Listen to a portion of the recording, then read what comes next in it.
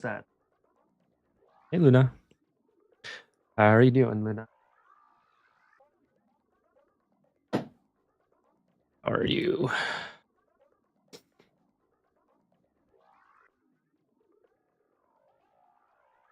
How you doing, Luna? Where are you? Hey, come on.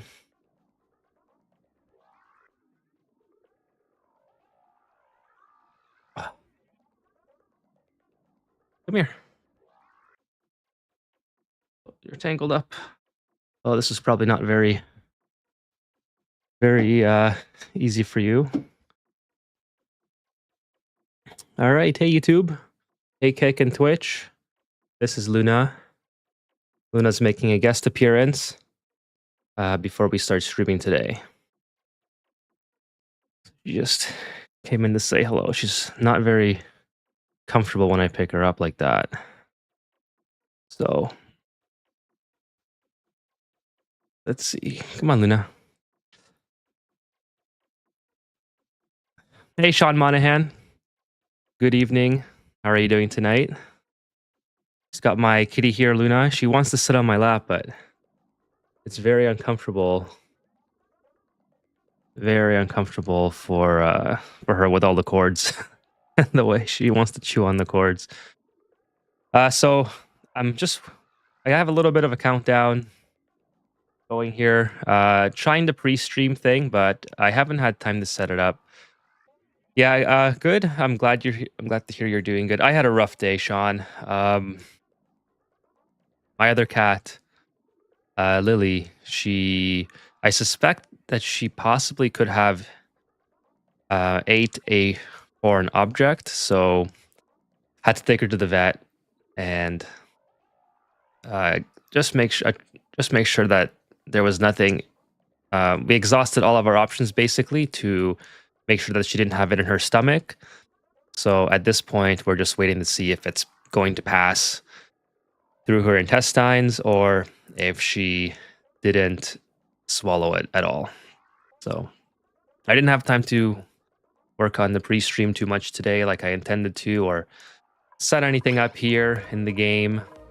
But yeah, it's just been a hectic day. Very hectic day. But we'll give it a little bit for people to come in.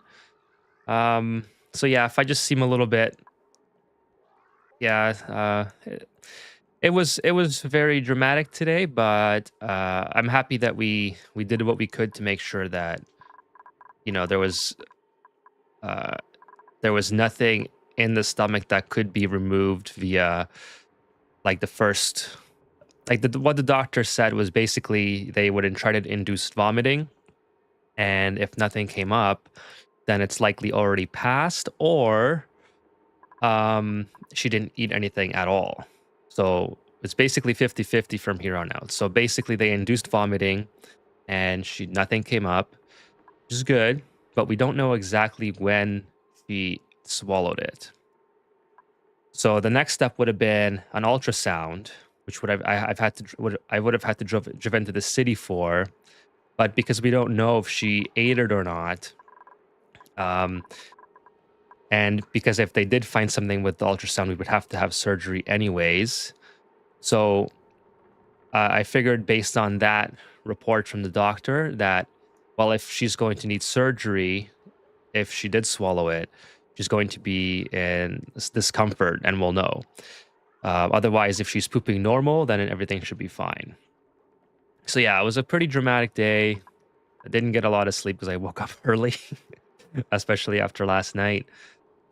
And yeah, I'm luckily the vet bill wasn't too much. It was an emergency doctor, so it was a little bit more than going to see your local doctor, but luckily we have the funds to manage that. So we did all we could, and now it's just a waiting game. So if I seem a little bit for the people who are watching the VOD, and for the people who are coming in later on, if I do seem a little bit less energetic today, it's because I haven't slept. So it's like it's basically like a weekday stream where I don't sleep and I try to get a couple hours in. I hope I just didn't spill that on me. No, I'm good. So yeah, let's just go over enough of the dramatic stuff. Let's go over what I plan to do today. So I will go again for about 2 hours. So yeah, everything, by the way, everything is good right now. The cat's doing good. Um, we're just waiting to see now, like if it's going to pass or if she needs invasive surgery. Or maybe she didn't eat anything at all, but it's hard to say. Okay, so let's just kind of go over what I'm planning to do while the stream people come to the stream. So where did we leave off yesterday? We left off at we were going to do something about this polluted water. We were dealing with some stuff in the oil biome. We got this thing figured out, so we're no longer putting different liquids in here. Yeah, that looks good. And yeah, everything else is just basically, oh, we're going to keep digging today. We're going to reveal more of this area. After I get this water removed and filtered out, we're going to dig into this AETN. And by that time, I should have enough hydrogen here to start feeding it in. So that's kind of my plan. Yeah, the countdown timer, I'm glad to see that worked. So I'll try to incorporate that for future streams as like a pre-stream kind of thing. But yeah, thank you for joining me tonight. If you're joining the VOD or the stream, and I think we're gonna get started here a while. I also didn't make an announcement that I was streaming today, so there's just way too much going on. All right, so I'm going to let my duplicate, so maybe just make sure that I have the sound on. Sure, looks good. I need some gunk oil for my guy here. Okay, I think he's doing all right. Or Sanyar, I think her name was. Let's just take a look at the critters, make sure that, yeah, everything looks like it's functioning correctly. So glad I got that automated now. It only took 50 hours, but we did it. We got it all automated. So yeah, I want my duplicates to start filtering this water out because there's too many germs in here, and I don't want to accidentally contaminate something else.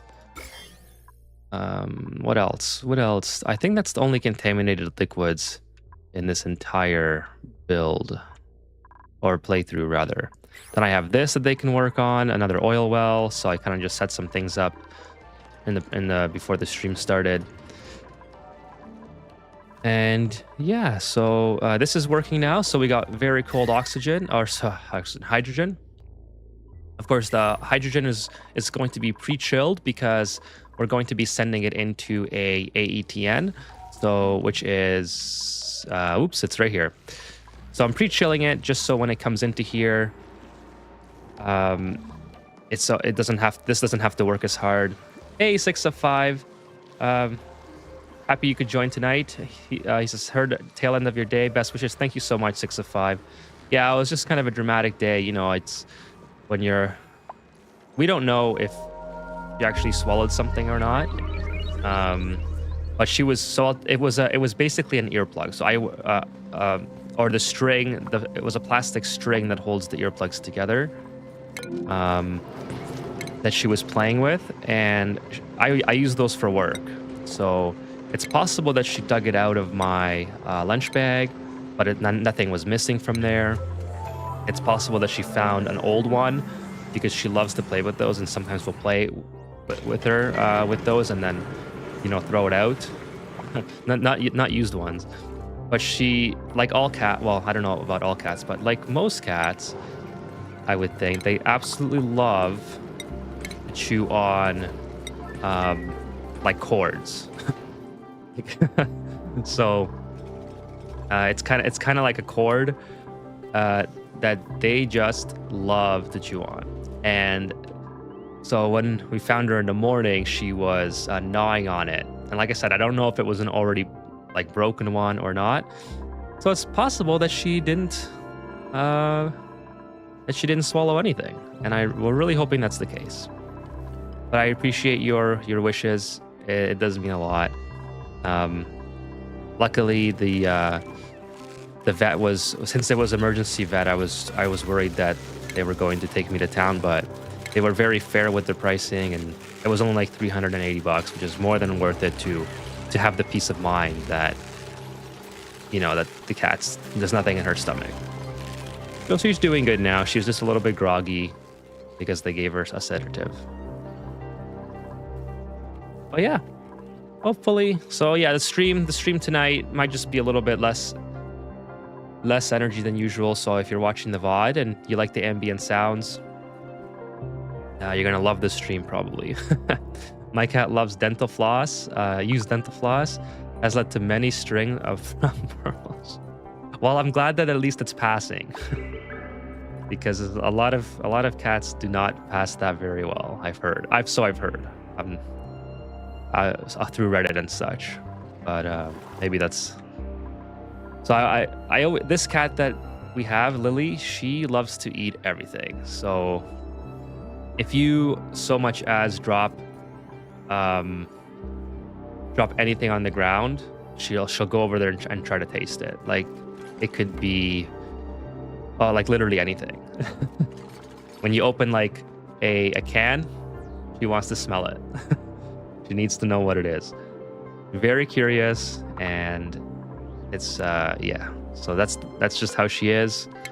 We've had her for 3 years, so it was always an ongoing concern. I was like, yeah, she's probably gonna find something one day and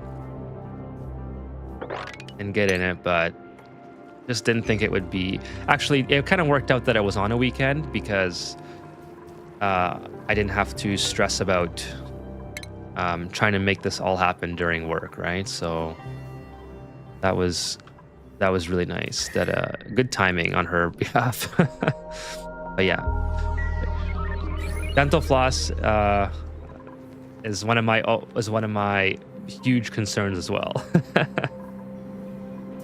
The sound of can opening, instant cat at my feet. Yeah, the cats just love to know what it is. They usually hate the fizzy drinks, but they love smelling the fruity drinks. Fairy Nan. Hey, Fairy Nan. Good evening. Good evening. Thank you for joining me on Twitch. Let's see. Are you showing up on my... Yes, you are. You're showing up on my chat. So that's awesome. That the Twitch users... Yesterday, I didn't have... I may have had a Twitch chatter, but I can't remember if I did. So now that I have a Twitch chatter, I can see you on my screen there. At least I know that if I talk to you, that the people who are watching the VOD can see who I'm talking to.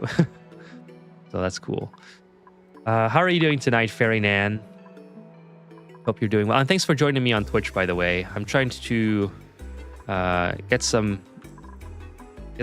followers and viewers on Twitch, but it's not going as well as YouTube. I guess Oxygen Not Included is just not a popular game there.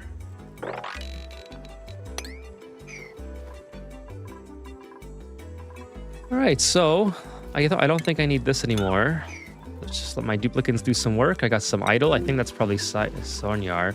Now, as far as Sonyar goes, I'm reluctant to let her out just because I don't know if she is she waterproof. Can I let her go in that? We're gonna test it out. Let's see. I can log into both. Will that will help? Oh, thank you so much, Sean. You don't have to if you don't want to, but if you don't mind, that would be much appreciated. I really appreciate that. Yeah, let's see if... Yeah, so as you guys know from the previous episode, I am not very familiar with bionic duplicates. So let's try and get Sonyar through here. And, well, I guess she would be waterproof with the Atmos suit, obviously. Yeah, I'm just really not thinking too straight. Let's see. Okay, so she can't get by. She can get by now. Okay, so she does it perfect. So she just put on an Atmos suit and she goes. Okay, cool. Very slow, so I should probably build some boosters for her that make her a little quicker. And obviously, I also don't need a I don't need her to be a Mastercrafts artwork person. So how do you make boosters? Let's see. Oh, it's the crafting station probably, right? Not this thing. Crafting. Probably the crafting station, if I had to guess. So I'll pop that in here for now. And get that going. We'll just get that going right away. And try to get her something that is a little bit more useful outside of the base. So we got some ice. Let's get that ice put away. I should just probably have all that material put outside in the storage bin.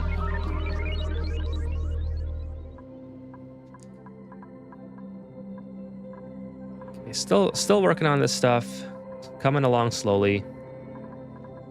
We got some batteries here that are charged up. Perfect. Yeah, things are going pretty good, it looks like. You're welcome. Your streams are really entertaining, and I'm learning more and more about oxygen. Hey, that's awesome. I'm glad you're learning stuff. I'm glad that you're enjoying the streams. I love doing the streams. I love playing the game on my own, and since I love doing it like on my own, I love sharing it as well, and I'm glad that people are enjoying it. I honestly never thought that people would be able to enjoy coming here and hanging out with me, but I'm glad that you are. So I guess you just gotta try and see what happens, and that's, if you don't try, you'll never know. I'm glad that you're learning a lot, and I'm not by no means am I an expert at this game, but it's I do like playing it to the extent that trying to get to the end and to the finish line. So if I can share the little details that I know to help get other people there, then it makes me happy that I can do that. Actually, I think probably out of all the streamers that, well, I shouldn't say all, but I would say I probably have on the low end of the playtime on this game compared to other people who might play it. I have less than 1,000 hours. So I know it's still a lot in the grand scheme of things, but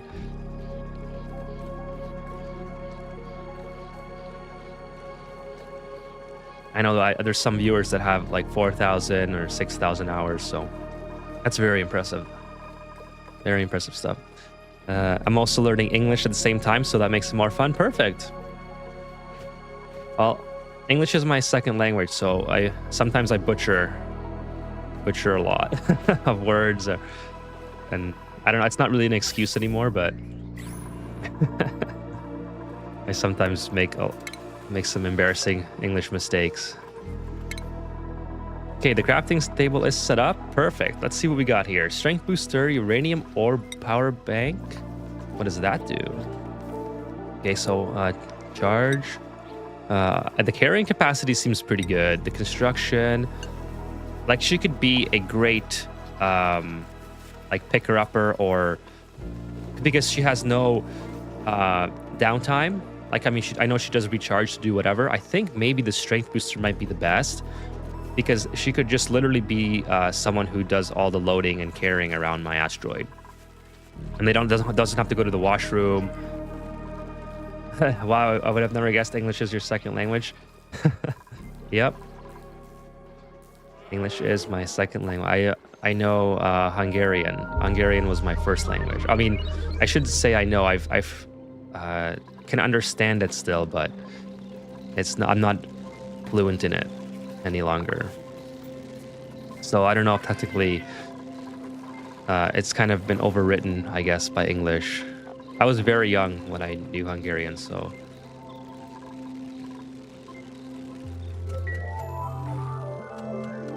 Over time, you just spend a lot of time when you're in Canada, you have no one to speak Hungarian to, and you just keep going with English, and then English is probably one of the hardest languages to learn, though. Like, someone explain kernel to me and why it's spelt the way it is and pronounced the way it is. I do not get it. So anyways, I think I'm going to go with the strength booster. What's the events material? Sick bay. Okay, I don't need a doctor. This, I mean, oh, Sonya would be a really good pilot, I think, when we start doing space missions. English is a mess, yeah. English is a mess. I mean, it sounds really cool. Well, thank you. I'm glad it sounds cool. Yeah, let's do a strength booster. I think that's a good one. And can they have more than one? I think I read somewhere they can have more than one. How would I know that? I don't know. We're just going to try to apply it to her and see what happens when we build it. So we got Jean here. She's doing great right now. My duplicants are still working away from my pre-stream setup, so let's have them focus on this. I'd really like them to get this finished. This wiring here. Yeah, there's a bunch of English words that are just like insane, like kernel, like all the different forms of they, they are, or whatever, right? It's just so many variations of,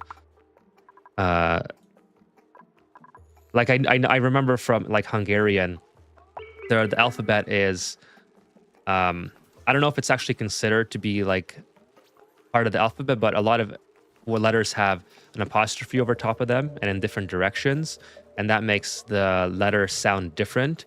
But all the words are the way they sound is exactly the way that they're written. So you don't have like an E at the end that changes a letter, how it sounds 2 letters previous to that. You would literally just do like instead of putting an A, you would put an A with an apostrophe. And that would make the letter sound different immediately. And that's how that works, more or less, if I remember correctly. But in English, it's like, and also with English, there's a lot of broken language over time. Like Wednesday, for example, is a really good one. Like Wednesday is, everyone pronounces it Wednesday when it should be Wednesday, or like, yeah, there's a lot. I just can't think of them all right now. My first language is Spanish, so I feel that it's quite easy to learn English, but I still make some mistakes. That's what I like about German. Everything is one thing. Yeah, I love it when I think English is one of the worst for that, where it's not just one thing. So yeah, I mean, I think English is, yes, you did walk into an English class, Willie. Thank you for joining the stream tonight. I'm glad that you're thinking that English is easy. I mean, I think it's easy for the most part. Like, I shouldn't be so dramatic and say it's an extremely hard language to learn, but there are some things that can be very easily misinterpreted when it comes to how to pronounce words. And again, I always use kernel as an example.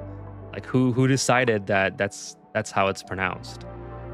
It should be like colonel or something, right? But it is what it is. So, and of course, like another thing that I was saying is everyone has like a broken English to an extent. What CPU am I running? Hey, Matthew.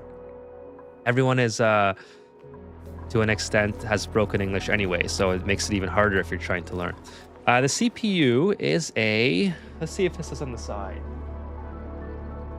I guess my fan is covering it. I believe it's a 5800 X3D. Let me just quickly search if that's even a thing. 5800 X3D. Yes, that's the one. Or maybe it's not the 7. It's definitely not the 7. Yeah, I think it's the 56.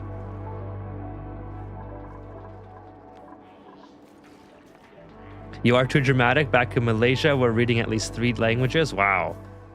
Chinese, English, and Malay. Well, there you go. You have it a lot harder than I do. That's for sure. I guess it just goes to show that there's always someone who has, oh, why is this, what are we getting here? A little bit of repairing. Do wrong element damage. Oh, okay, because I see. Well, you know what? How much? I don't have a lot of salt water, so we're just gonna leave it. It just goes to show you that the grass is not always greener on the other side. So, it sounds like you do have it harder, William. The old AM4 slot. Yeah, I built this PC maybe, I want to say, maybe 3 years ago. Yeah, 3 years ago, 3 or 4 years ago. And everything was discounted at the time when I bought it. So everything was like last gen. So I built the whole thing for probably under 2,000.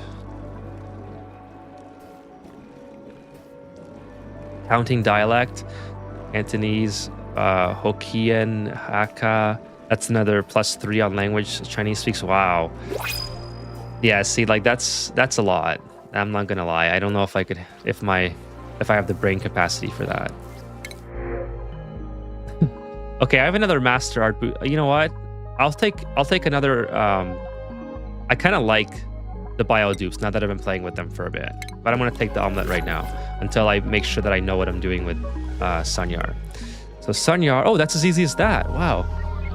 I thought that was gonna be a lot harder. Just assign the booster. Nice. Kind of like the printing pod. I'm amazed. I'm amazed by the simplicity. All right, perfect. That is cool. So I just gave her the strength booster in case you guys didn't see there. I guess she has to come and pick it up or something. But yeah, I'm gonna make Sanyar the person who is doing a lot of the carrying. I almost think I should clear this out so she doesn't accidentally come into water inside of the base. 'Cause I certainly don't want to have her short circuit. Is that even a thing? Will they explode? Will they explode if I'm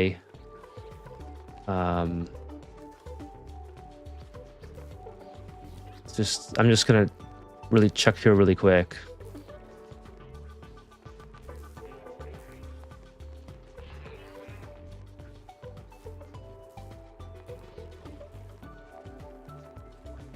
They lose battery. Oh, hey, okay, I can do this. I can do this. Hang on a sec here. They don't get me started on chat. One sec, guys. I'm just checking something, and I will get caught up on the chat here.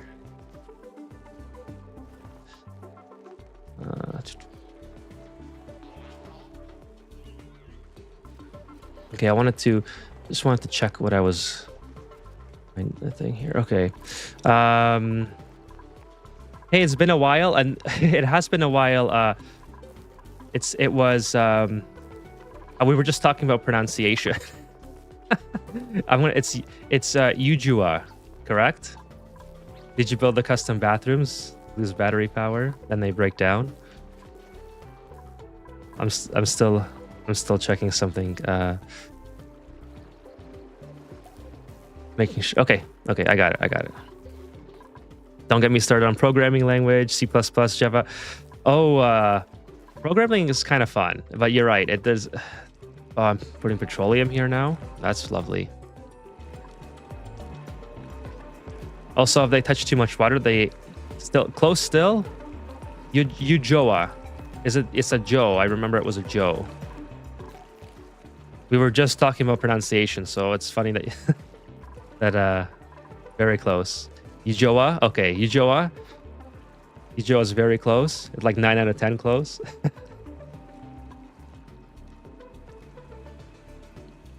Also, if they have too much water, they get a lot of stress and start going stress. Oh, the stress. That's right. I remember the stress part. Oh, can I mop this up before it gets too much? Oh, maybe I can. Maybe I can get rid of some of that petroleum before it gets too far mixed. Yep. Oh, okay, cool.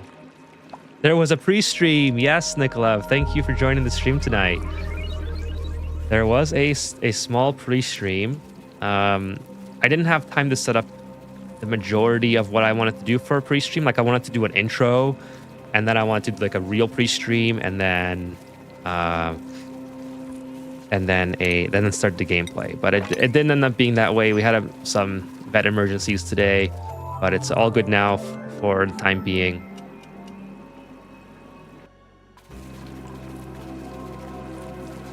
William, yeah. So sorry, I was talking about in high school. I used to do a lot of programming on the side, like at home. I loved HTML, which is, I know it's like really outdated now, but this is going back like 20 years. I loved Visual Basic. That was a lot of fun in high school. We did Turing, we did C++, HTML, PHP, MySQL, I think that's how it's pronounced, and CSS. So that was actually what I wanted to do originally as a career, is be some sort of programmer, but then I realized I would have to move to the city, and the city is just not really my... Okay, stop mopping now. Stop mopping now. That's water.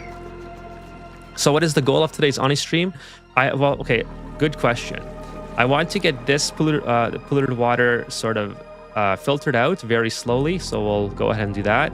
I want to unveil the AETN so we can start building our deep frozen food storage.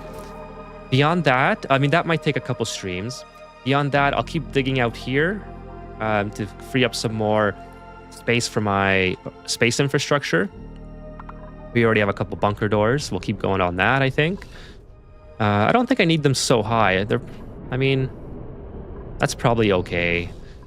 And then I want to get started on rockets very, very quickly, because now I have a ton of CO2. So I think before I spoke how I'm not going to get to rockets for a long time, and perhaps it's taking a long time anyways to get since I've spoke of that.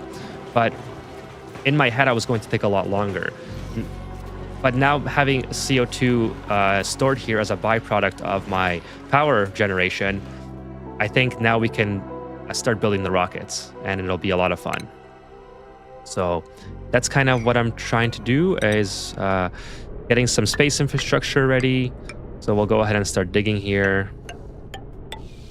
That's probably gonna fall, right? That's okay. That's dirt. That's regolith. Well, we'll see what happens. We'll just build, and see what happens. Couple other things, like I'll do some things simultaneously. I don't know if we'll get any one particular thing done. But this is working out quite well. So we have our hydrogen already getting pre-chilled, which we'll be sending up to our AETN, so that it doesn't have to take as long to cool everything down. And what else? Oh, then all this oil stuff. We'll get all that stuff done.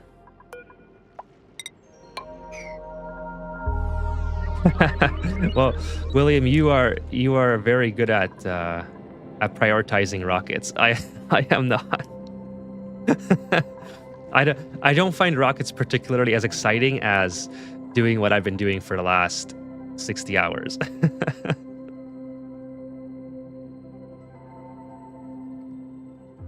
That's why I don't play on the Spaced Out DLC. I play on the classic Spaced Out DLC. To me, this is where home is. I'm stubborn like that. I'm very stubborn when it comes to this game. I like playing this way, and it's very hard to shift my play style. That's also another reason why I don't play a lot of other games, is because I get hooked on something. It's like, you know, when you know that you get a favorite song, and then you listen to it for like 60 times, and it's no longer your favorite, and then you don't listen to it for a couple of years. Well, I just keep listening to it for a couple of years. So that's kind of how I am with games. I would love to try more games, and I think I will try. What's Play's next game? Oh man, I forgot what their next game is. But it's like based on Oni. I can't wait to try that. I'm definitely going to be playing that on stream.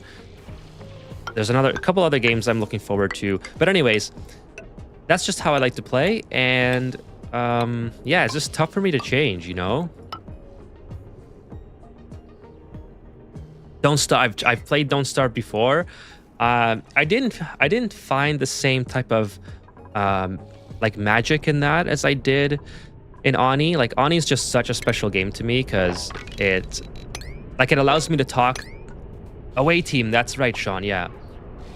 What kind of spam? Oh, sorry, Matthew, I completely missed that. Let me just go back a little bit. What kind of spam do you build? I build the Rodriguez. Right now, I'm running the Hydra. So the Rodriguez used to be here somewhere. If you go back in the VOD, it's somewhere here. It lasted for quite a while, actually. Like it did very well, but where we started to have bottlenecks is trying to fill these guys. And to be honest, the way it's going right now, like so much of my duplicant's work is from this exit point.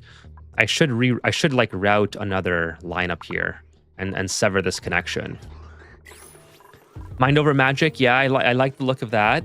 It looks like another game such as Factorio where I would just fall in love with it and play it forever and ever, and then maybe not touch Ani for a couple of years.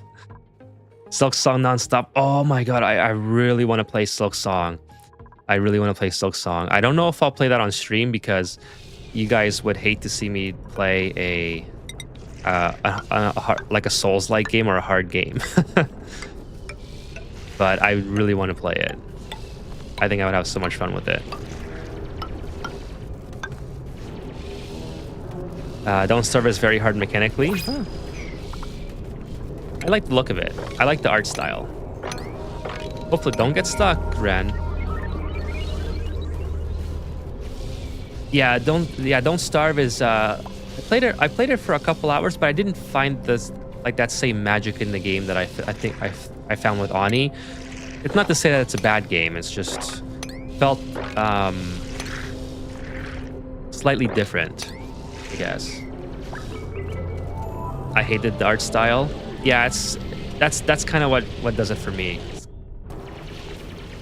Cult of the Lamb is clay? Is it? I don't know if I've heard of Cult of the Lamb. I should start learning liquid separation spam. Very nice. Liquid separation spam. I don't know if I've heard of that. Or maybe I've seen a diagram before, but don't remember. I doubled my nuclear reactor on turn 80. Spam is only for oxygen. Nice. Nuclear reactor on 80 is very impressive, William. One of the challenges that I would like to do that is, not the nuclear reactor challenge, or sorry, not even a challenge, but is doing the carnivore achievement, which I don't have yet. I think that would be a lot of fun to try to rush. 'Cause I'm not the type of player that likes to rush things too quickly, so I'll give myself time limits. But that is an achievement that I would love to rush and try to get. It seems to be a very popular one in the community. Too scary for me, don't know why. Cult of the Lamb is very fun. Yeah, I don't even think I've heard of that. It's interesting. I'll have to look that one up. Okay, let's just keep going on here. Do some more digging. Hopefully people don't get stuck. And you know what? Maybe I'll build some more bunker doors now that I don't need a lot of bunker doors. I just need my space infrastructure covered. I mean, we don't even get a lot of meteor showers, to be honest. I don't even think. Would you believe me if I say I use 4 dupes to achieve the carnivore and herbivore achievement?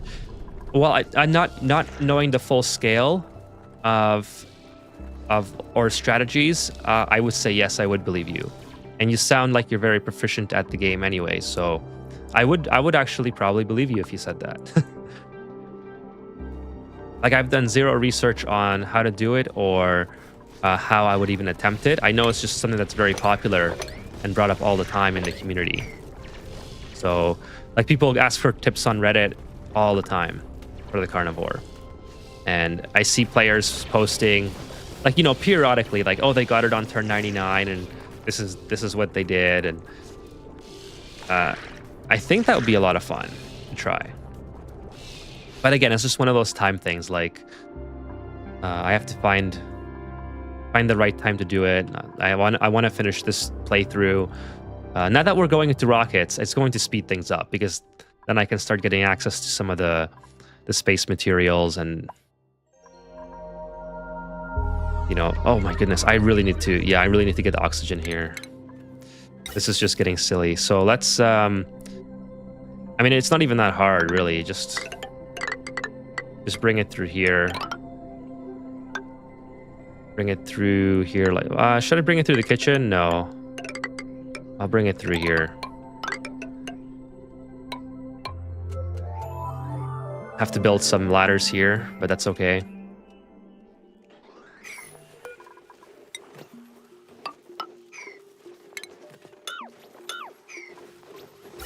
Yeah, we'll do that. We'll put a bridge there. It's just annoying to see. Oh, it's the wrong way. Just annoying to see all those, all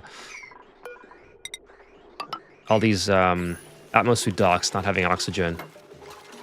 You just need to print dupes with binge eater trait and stress them out. Ah, that's that's a great strat. No toilets, and there you go.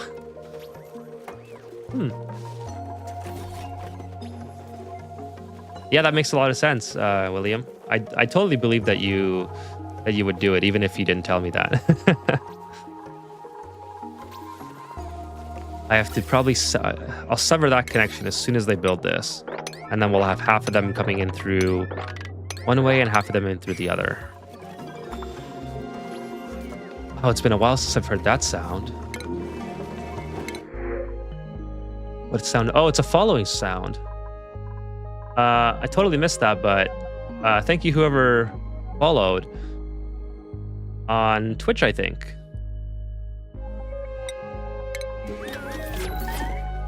Oh, someone's trapped. I knew it.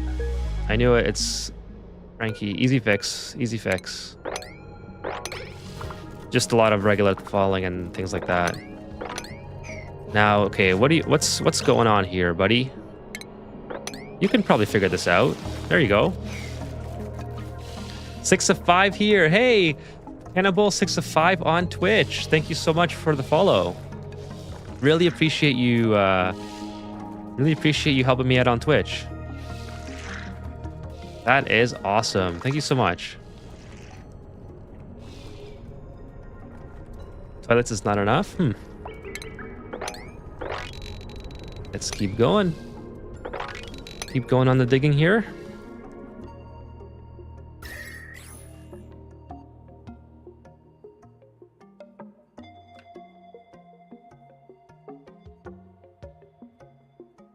So the germs should be slowly but surely, yeah, they're dying here. Okay, so this is pretty good. 3% dead. Not quick, but you know what? At least we'll get there. At least we'll get there. We can even heat it up if we want to, or how much? Let's see. Is there any? No radiation here. Whatever. Hangry Pixels. Hey there. I've been really enjoying your videos. Glad to catch you live. Thank you so much for joining the stream, Hangry Pixels. How are you doing tonight? I'm glad you could make it. So we're just doing a quick recap for you guys who just joined.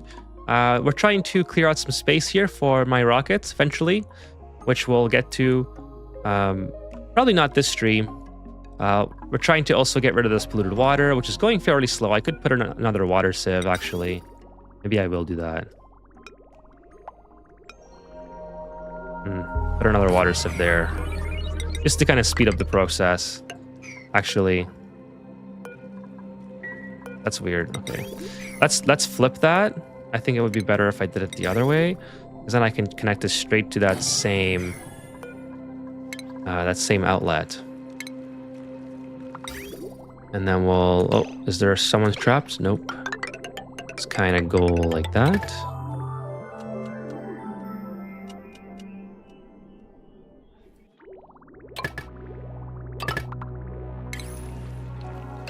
Okay, so someone's idle. I gotta make be more aware of when that noise comes up, because if they start getting trapped, I don't want to have them pee their pants. So, oh, all right. So now we're getting a meteor shower. So probably don't want any duplicates here. We're just gonna, boom, take that out and let the meteors come in and hit and do their thing. We already got some slime. That's pretty good. I guess we could use that slime for something else. Make them walk in their own pee and more. Ah. You guys are so good with that stuff. I love reading your comments on these strats. Build them over chlorine to be even easier. You're probably right. Maybe I could just fill this up with chlorine. Wouldn't be too hard. Wouldn't be too hard. I can just use a bottle emptier to take some chlorine up here. Make this into a room if I wanted to. Oh, it's above? Yeah. Yeah, I could just take some chlorine from here. That's probably why this is all... There's no germs in this. They're dying really quickly. Doing great. Just started playing Ani after a couple of years break. Forgot how much fun it is. Oh my goodness. Yeah, it's a total time sink. It is great. Yeah, that's a good idea with the chlorine. I think I'll just move all that infrastructure up there. Definitely worth it.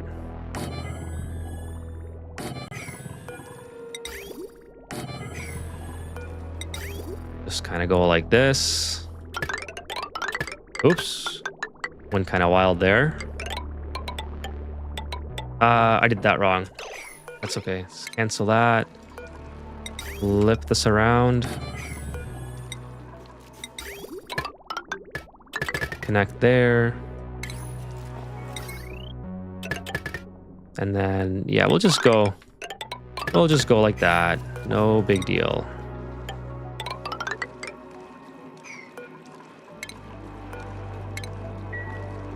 Had a hydrogen vent meltdown earlier today. AATN couldn't keep up. Was actually fun doing emergency recovery. Just started playing. Okay, I got that one. Oh, you're cooling the... What are you cooling? What were you cooling with the AATN? Your hydrogen vent had a meltdown from.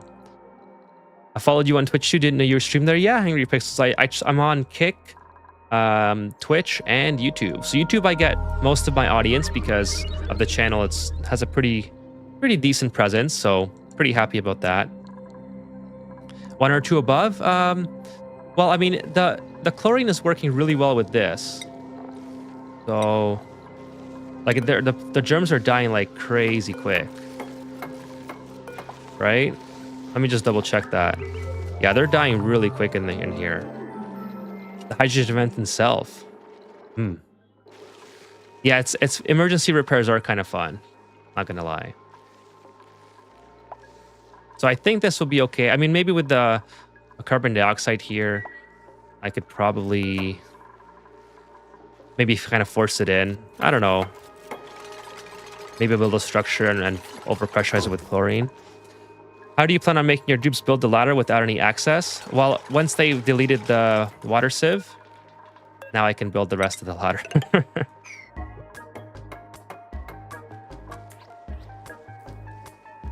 But that's a good... Thanks for the reminder, William.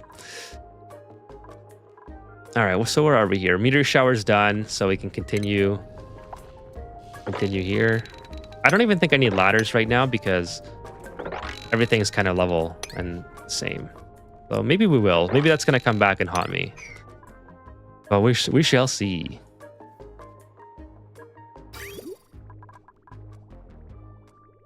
And I can delete this. Let's take a look at... that's okay, I don't care about that. Let's take a look at how we're doing down here. Okay, so this is kind of done.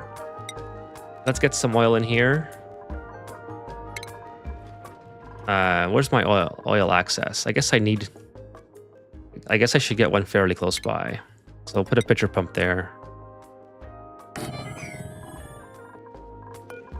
And then continue going on here. Dig all this out.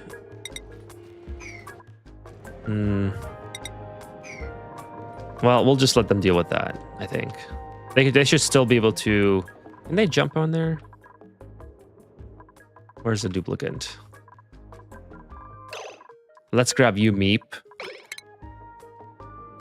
Okay, they cannot jump on there, so... We'll give them a little tile to jump on. And then they'll be okay. I'm going to combine these two into one. I think that'll look kind of cool.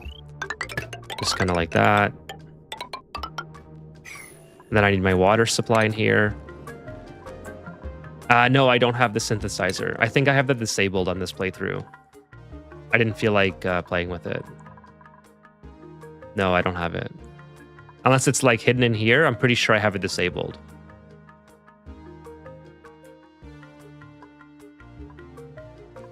I've discovered almost everything except for this. I wonder what's in here. I should remember this, but I think there's a gold volcano somewhere in here. This is natural gas. I think the gold is somewhere here. Cannot quite see it yet. Do zombie spores and crude oil worry you at all? No, not really. I haven't been worried about the zombie spores. Well, I mean, mainly I just try to not dig into them. So I don't have... also, I have all this chlorine gas instead of carbon dioxide in here. So I guess even if they were kind of exposed, they would probably die on the chlorine. There's one area where I know there's zombie spores, but I don't know if I've dug into it already. Oh, also what I should be doing is probably digging this out, getting access to some of this oil. Yeah, let's go like that. How much? We have 160 kilograms here. Okay, so this is doing really good. Super, super easy. Makes all your dupe gain a buff. Yeah, it's like plus 10 to all stats, right? Or attributes, rather. I think that's the one. You need them to have the bedtime. What's it called? The journals or something. Permabuff? I don't think it's a permabuff. I think you need to have duplicates in the pajamas or something. I forgot how to use that. It's been a long time since I've used that.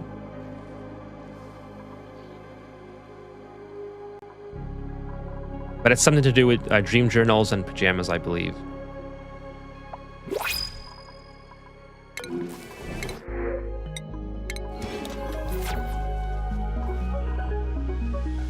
As long as it's active. Okay, let's go ahead and get that done quick so we can continue that water. The water production there. Yeah, the dupes that sleep with the pajama generator resource. Yeah, so I believe I remember how that works to an extent, but I don't know why. I forgot why I don't like playing with it. It's been so long. Oh, you know what? It'd be easier if I just do that. After enough is generated and oxygen is provided, you get a buff, a great buff. Should I give all my duplicates jammies? But I think you have to keep providing the dream journals, and it sucks. Maybe that's... Oh, you know what it was? It was probably when I had my old PC and I had too many duplicates or something. I don't know. You know what? I don't even remember why. I want to say it has something to do with it made my PC lag because I needed more duplicates or something. But yeah, I remember the boost being pretty good.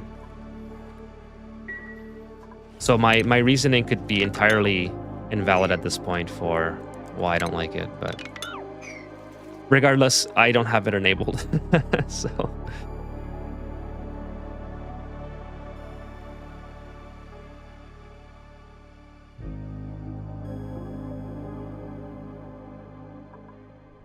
okay, let's see. My duplicates are doing pretty good. Keep going on the digging. Let's get that dirt. And let's keep going with this as well. How much power does this take? I forgot. 120? Okay, that's not too bad. So I can put 16 on a single transformer. Right? Or am I mathing wrong? 2,000 divided by 120. Yeah, 16. So my mathing is on point tonight. Yeah, let's go ahead and get that done too. Actually, while we're at it, might as well build the automation wire.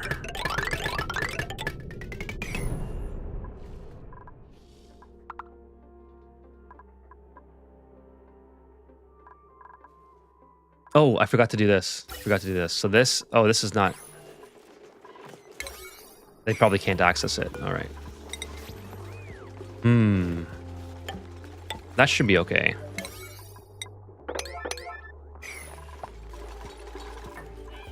It's inside of the crown molding. I wonder, will that destroy the crown molding? I made a sleep dungeon for my DJ dupe and used bioduplicates for the rest as workers, and they all become Superman with steroids. Jesus. That's amazing, William.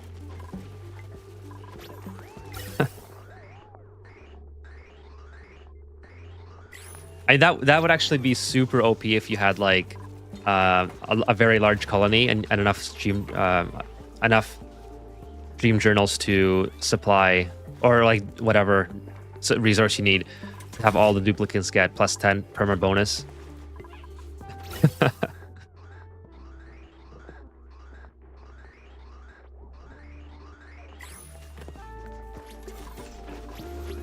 So this person is using the booster now, right? Let's see. Where's the other booster gone? Is it just gone for good, or did they drop it in the water? Is it gonna explode on me? Grinding gears. Okay, so hang on. Let's get some gear bomb. Put it on auto. And she now has Master Artworks booster. I'm pretty sure I gave her the other one. Oh, the strength booster. Okay. Gotcha.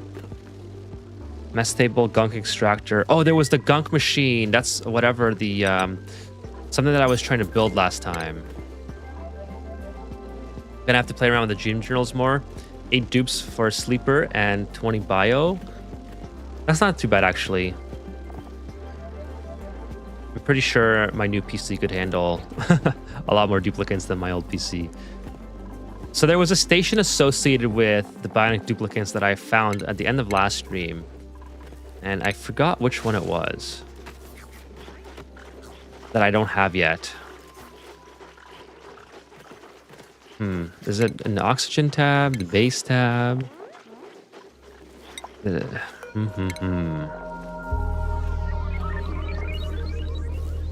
Gunk extractor. Okay, that's not what I'm looking for.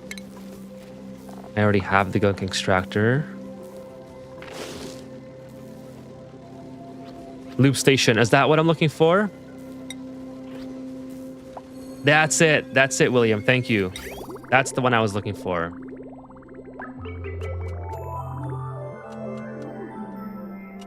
I told you my memory is terrible.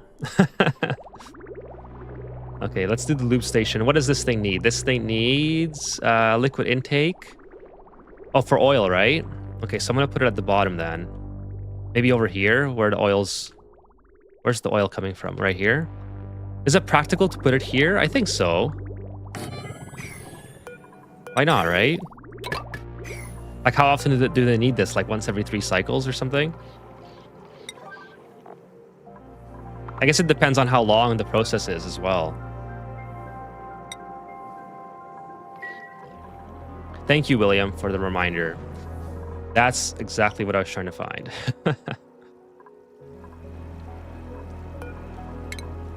Once every 6 cycles. Okay, so yeah, I should be fine to put it here temporarily, and then we'll get this thing situated here in the future.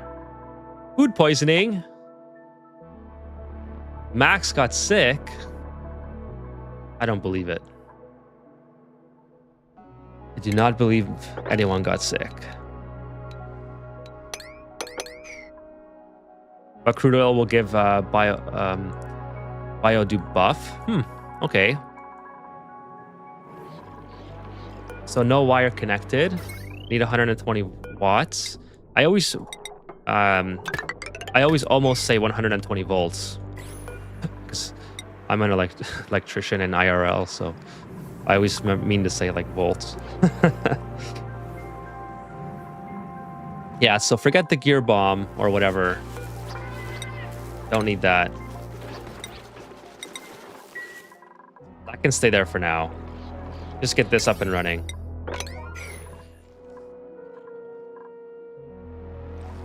And then, can I go in here yet? Oh, I can. Perfect. So this should all be dying. Wow, that's a lot of germs. It's gonna take a long time. I may be able to mop it up if I spread this out enough, and then just kind of dump it in here. Let's go ahead and mop that. We'll go mop some of that up.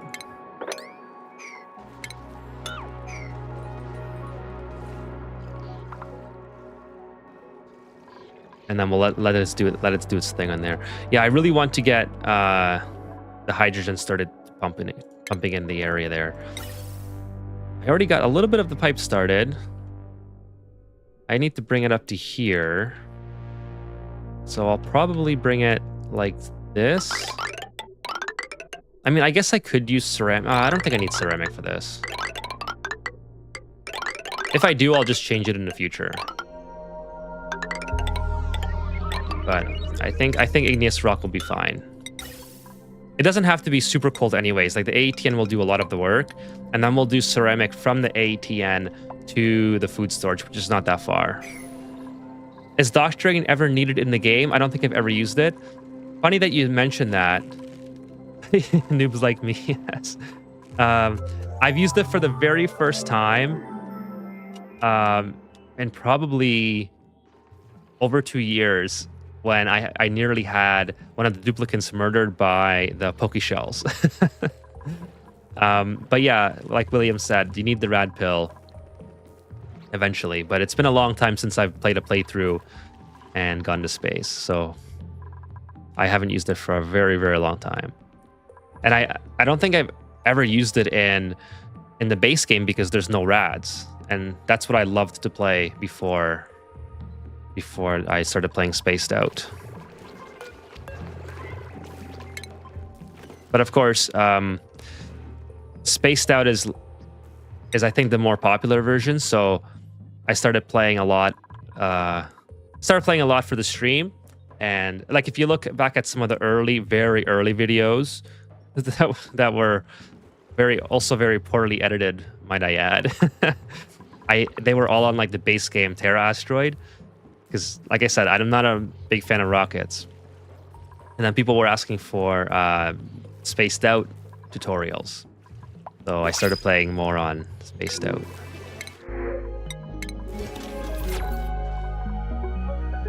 So I think this is only my... shoot, maybe... I've only played Spaced Out to the end like a handful of times. Like maybe, I don't know, like 3. I don't even remember. Like I'm sure I could look through my logs and check. But I just absolutely love the base game.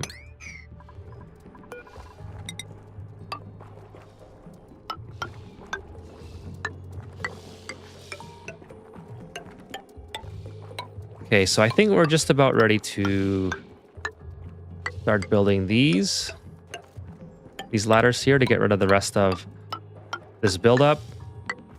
Just kind of go like that.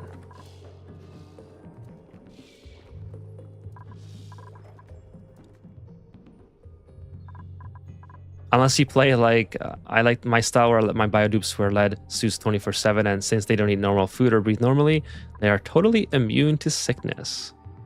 That's a really good point, William. I love the way that you describe your playstyle. It's so much vastly different than mine that I love to hear about how you go about playing the game.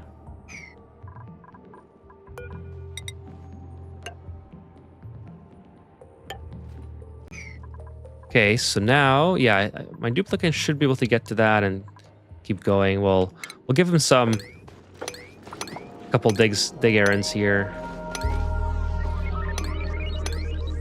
Hopefully they can get most of that done. And then give them some of this here.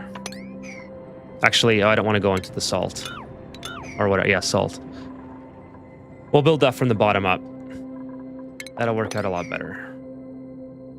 How much barbecue do I have? Oh, wow. Yeah, I should definitely start freezing that.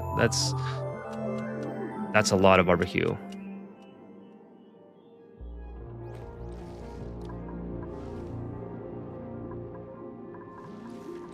A lot of barbecue.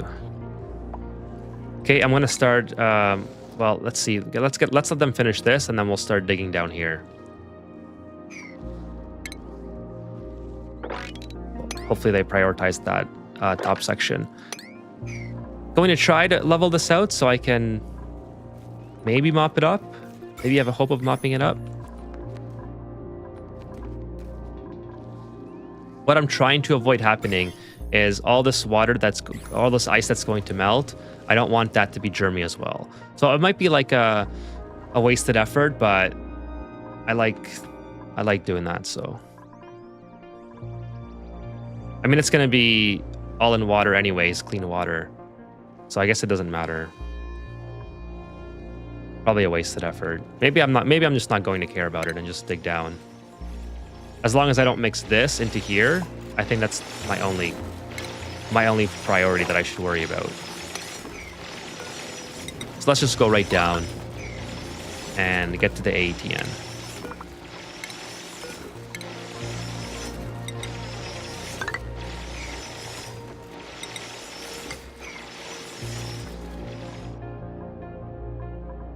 Might need to make this a lot bigger. Now that I'm kind of seeing where things are going here. I mean, this pond eventually has to go up here, so kind of makes sense. And we'll let them figure. Oh, is this done? It is done. How much algae do I have now? Let's take a look. 28 tons. 28 and a half tons.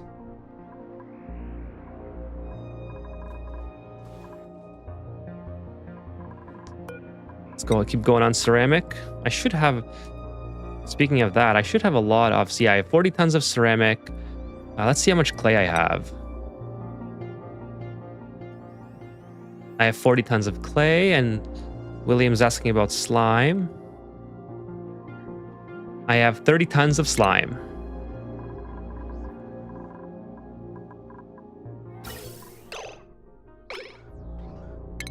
Let's do a break right here. Oh, I guess I want it to come off here. So we'll do that. Whatever. We'll just do it that way. That was kind of my goal.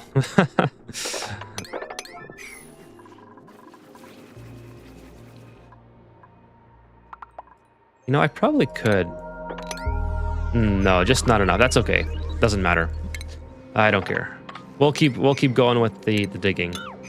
Gotta stop wasting time on trying to clear that water out and just go for it. I have lots of hydrogen now, so this could be already built.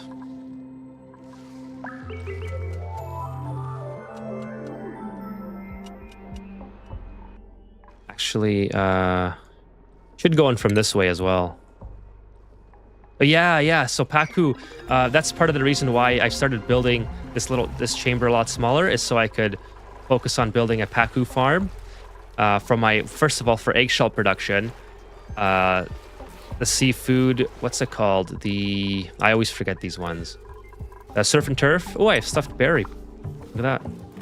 Ooh, I think I'm gonna save that until I have. No, I'll build a couple stuffed berry. Just use up all my pincher pepper plants. So I want to have infinite eggshell production, the seafood production, and I'm going to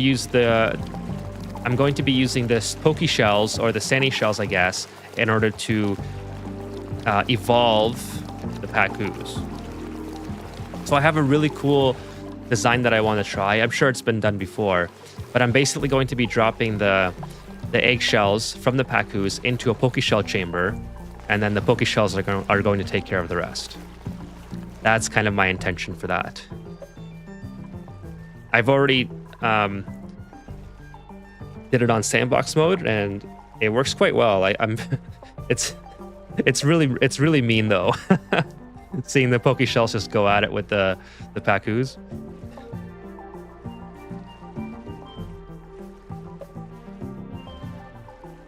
But I thought it's better than. Okay, yeah, I will repeat that. So the way that I've done a video on Pacu production before, and the way I was evolving the Pacu shells or the Pacus into seafood is by boiling them. Instead, what I plan to do is to send the eggs into a chamber, an enclosed chamber with a poke shell, and then when the Pacu hatches, the poke shell takes care of the rest. But the poke shell needs an egg of its own, like a roe, in the chamber with it. So it's like really pissed. So that's my evolution chamber idea. And it works great on sandbox mode. So I just have to replicate the build in here.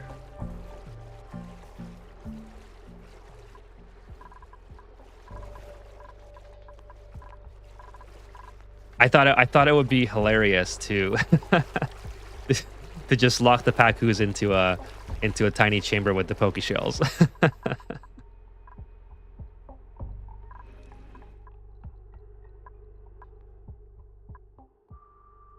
But yeah, I got a ton of seafood production out of it and eggshells, and I want the eggshells for steel because I am obsessed with having infinite steel. And right now, actually, how much lime do I have?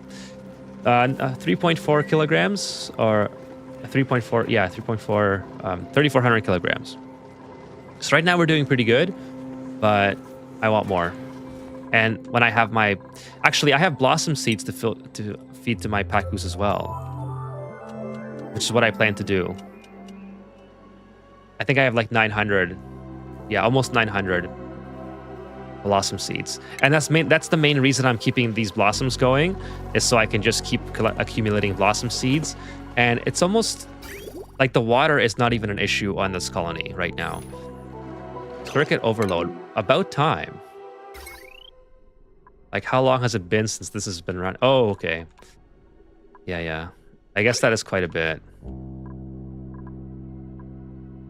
I can put it in a second transformer. Oh, I should put one right there. I just love steel. I love building stuff out of steel.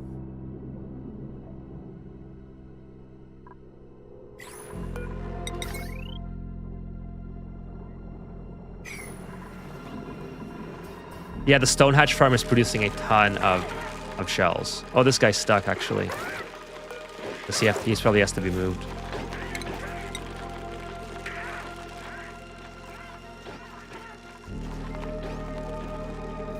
I've never been in a space shuttle. Every time I get to the top of my base, it gets too cold and everything dies.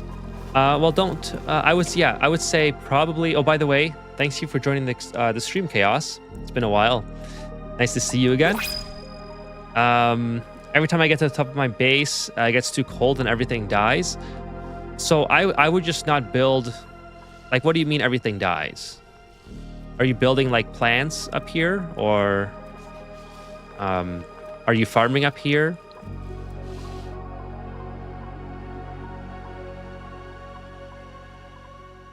Because I have my base entirely enclosed, so it's not even affected by space.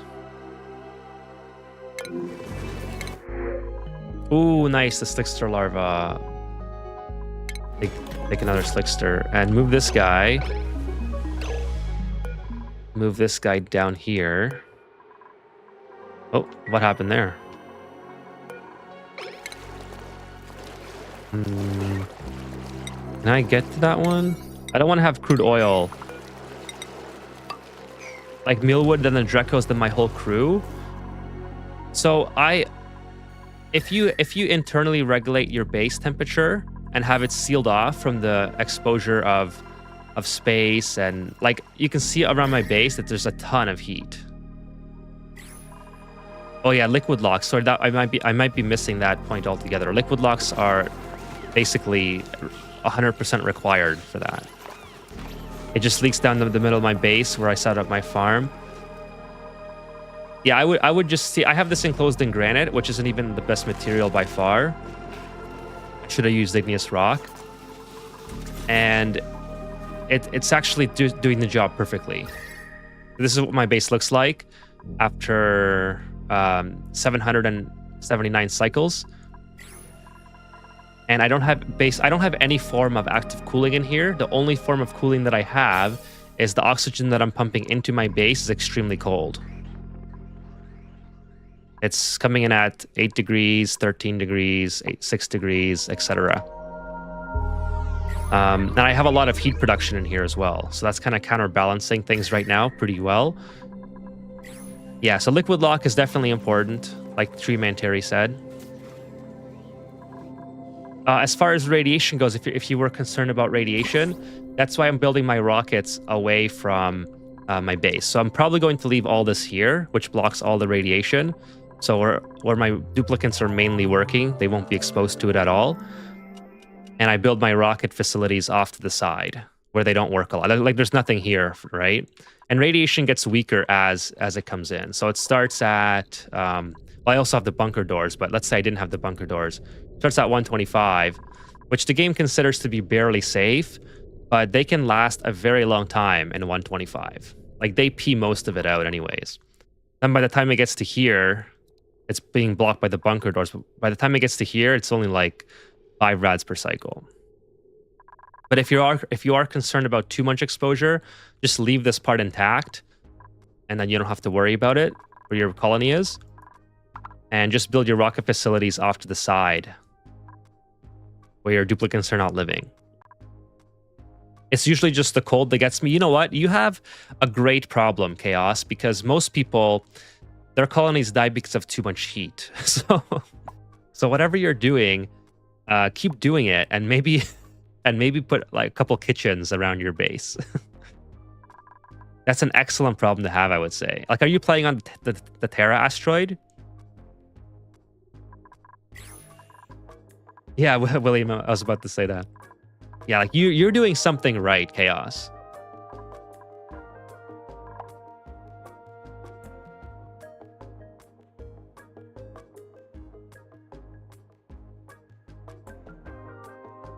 Most of us are here trying to cool down our base. It's like Wacko with his cold hell. Just a normal spaced out starter. Yeah, you have a great problem. So if I were you, I would just block it off with a liquid lock. It can be oil or salt water, doesn't really matter. Actually, the liquid lock will help transfer some heat into the base. So you can see how the temperature difference on the outside is 40 degrees to 21, but the liquid is 25. So the liquid's kind of helping, not a whole lot, but you know, it's kind of transferring a little bit of that heat into here as it tries to equalize this area. And then I have other sources of heat. Like you can see all these sources, when they're working, they produce a little bit of heat. Obviously, the kitchen produces the most heat. So, I mean, the Great Hall's 30 degrees almost. The kitchen's 26. Use a metal refinery to heat. Yeah, if you really need to heat up your base, just put in one of these bad boys. And just run crude oil or petroleum through the cooling loops.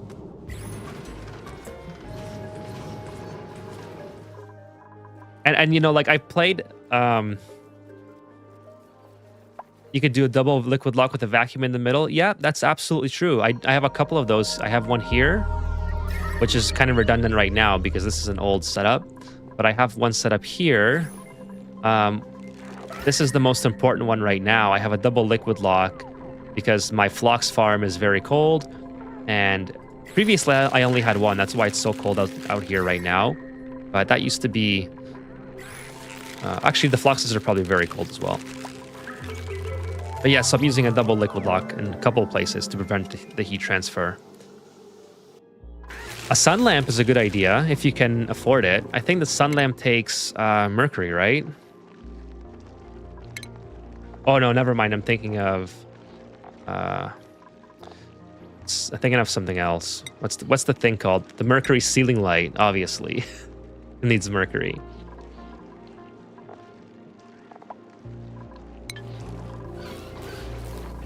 Just put that bad boy right down the middle and have the beam of light shining through.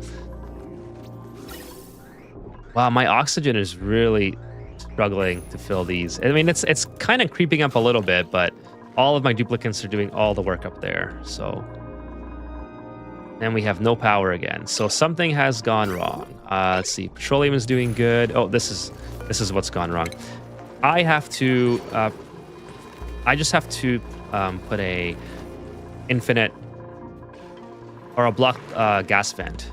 Stop this from happening. That's pretty much what it comes down to.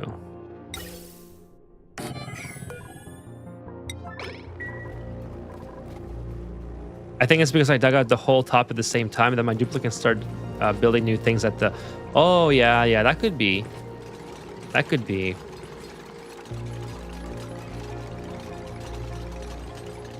Make only small access points to space. Yeah, that's a good idea. So I see what you're saying. If you're using all this copper ore that's minus 40 degrees, and if you rush to space, then yeah, I guess I could see how that would contribute to a lot of the cooling. For sure.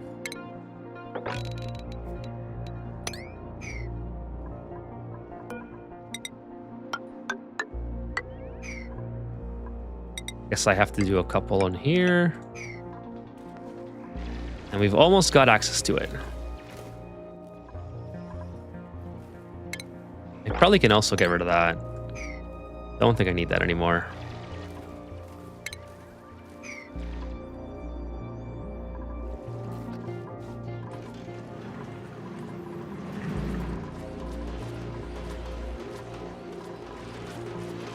So why isn't this insufficient resources?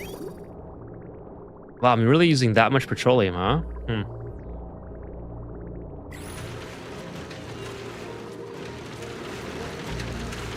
I should have a little reservoir built up here, so that way if I have extra... I mean, I have a reservoir right here. I just have to connect it, actually. Or maybe more than one petroleum loop going into my petroleum generators. Because these aren't even full packets, so I could definitely be bringing more from here. So what if I turn this on and then continue producing the extra petroleum?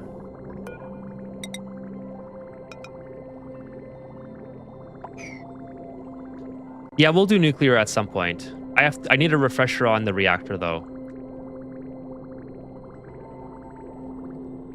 Base game Regulus is very different. Yes, it is. Base game Regulus is a little bit different.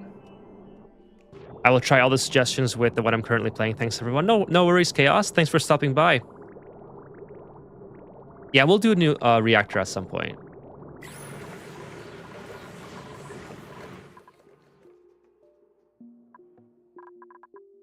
It's all in the works. It's just I want to get the infinite food storage first. I love doing that. What else? I think that's pretty much it. Infinite food storage, and then then to space, and then maybe a reactor.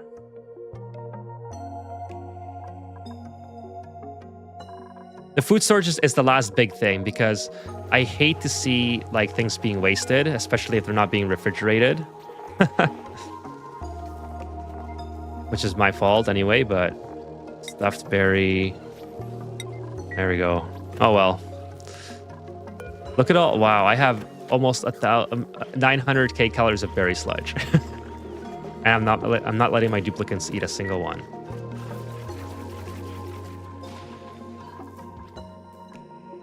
Okay, let's keep going on here.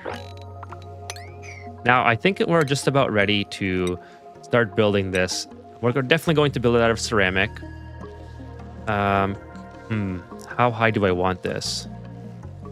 Maybe around here? Something like that.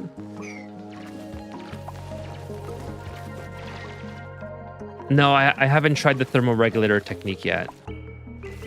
I love using the ATN, so like I said before, I'm just a little bit stubborn when it comes to that. Flooding, oh, okay, that's fine.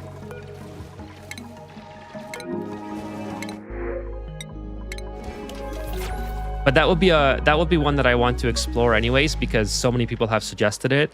I'll make one, and then probably, well, I want to do a video on the thermal regulator itself, because I think it's very underused for most people, because the aqua tuner is just so much better.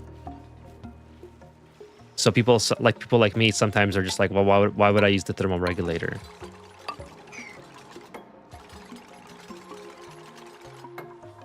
So I think it'd be really cool to explore different ways to use it. But it's something I have to research, and pretty much only good for deep freezer. Yeah, that's what I kind of figured based on the comments. But I wanted to explore all of the different ways that someone might want to use it.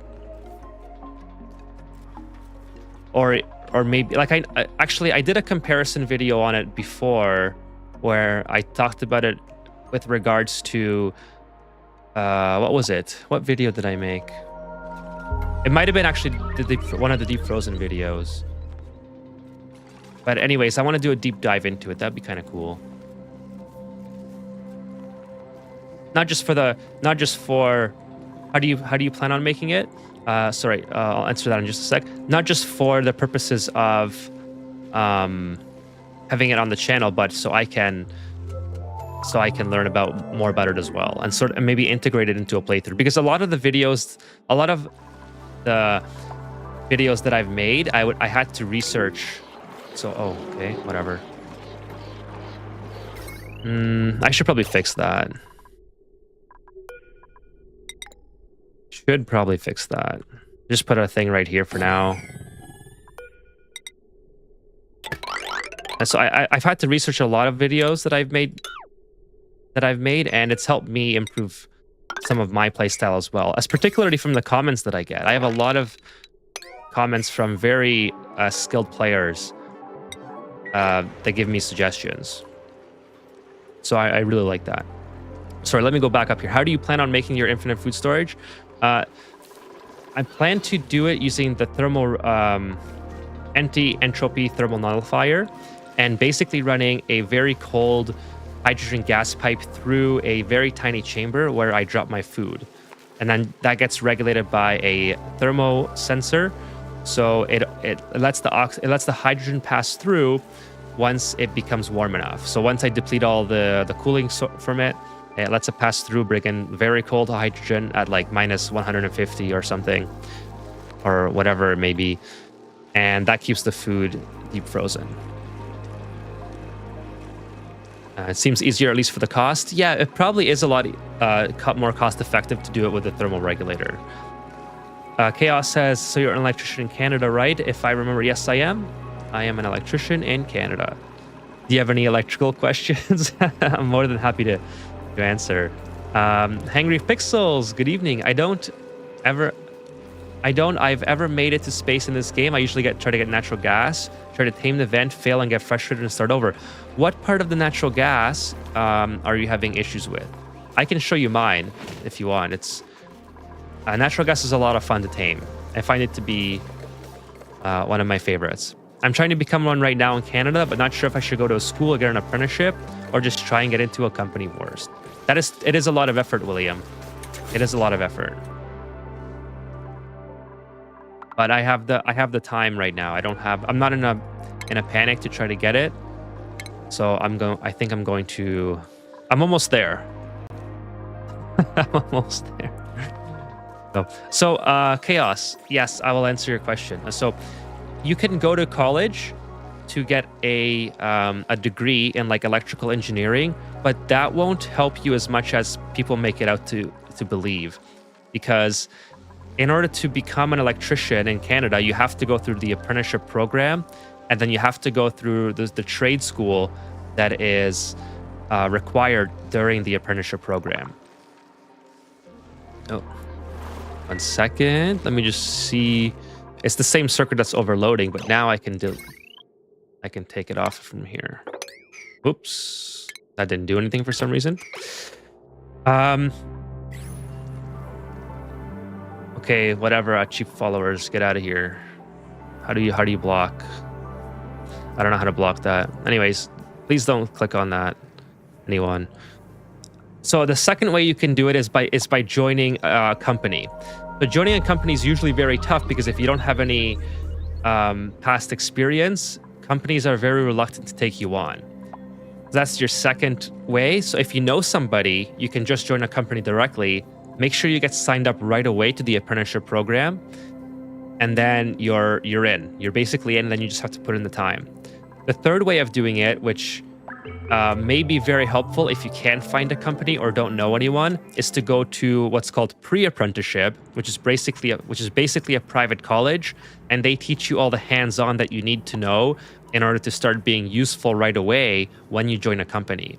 So the way that's beneficial is that you can go to the company that you're trying to apply for and say, hey, I know how to strip wire, I know how to run wire, I know how to do single pole, three-way, four-way switching, I know the very basics of a panel, I know how to do a service, etc. So you have some background, and then you can advertise yourself using that. The problem is that the pre-apprenticeship is a lot of money. It's like $7,000. So those are your three options, basically. Yeah, if you go to college like a traditional public college like Georgian or Humber College or whatever, you're going to be paying a lot for your tuition anyways, and it's going to take you like 2 years to complete the electrical engineering program. But that opens you up to a lot more career paths than just the trade itself. The pre-apprenticeship only takes 3 months, so you pay a lot of money, but you get a lot of hands-on training from the pre-apprenticeship, which then you can advertise to companies.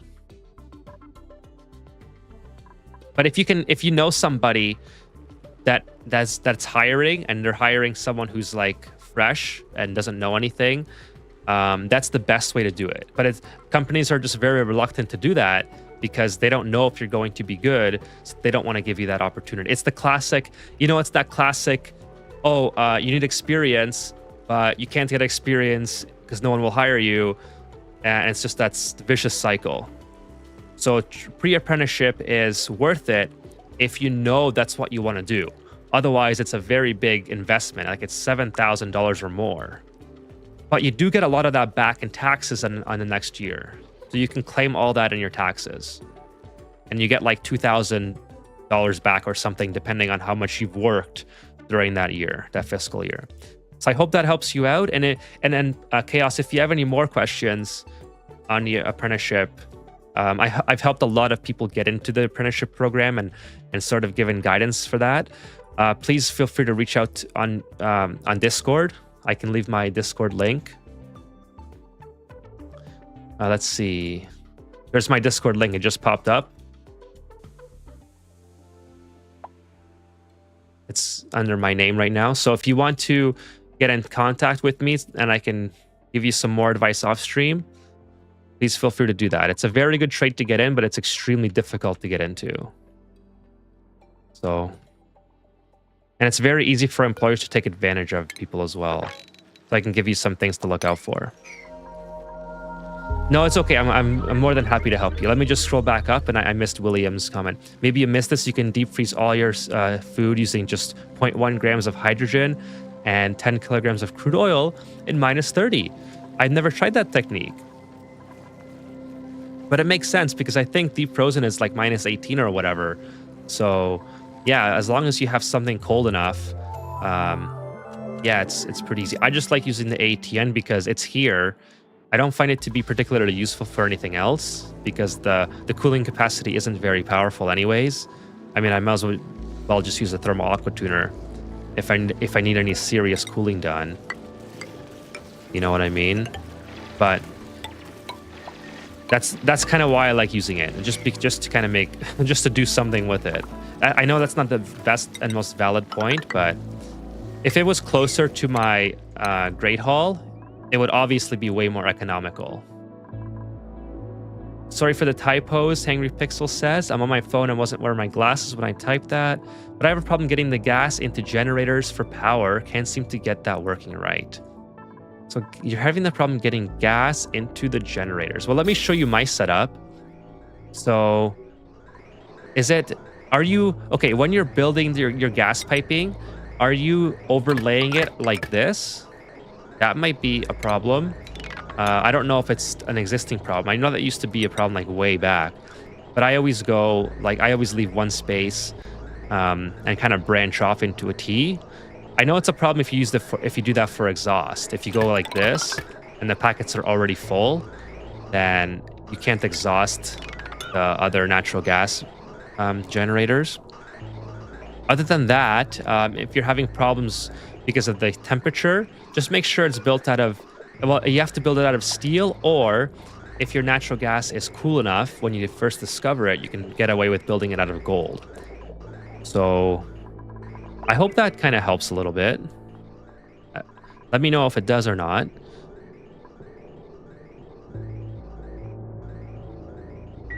Yeah, Chaos. It's definitely worth the pre-apprenticeship is definitely worth it if you know that that's what you want to do with your life, and if you're going to be able to commit to it after spending $7,000.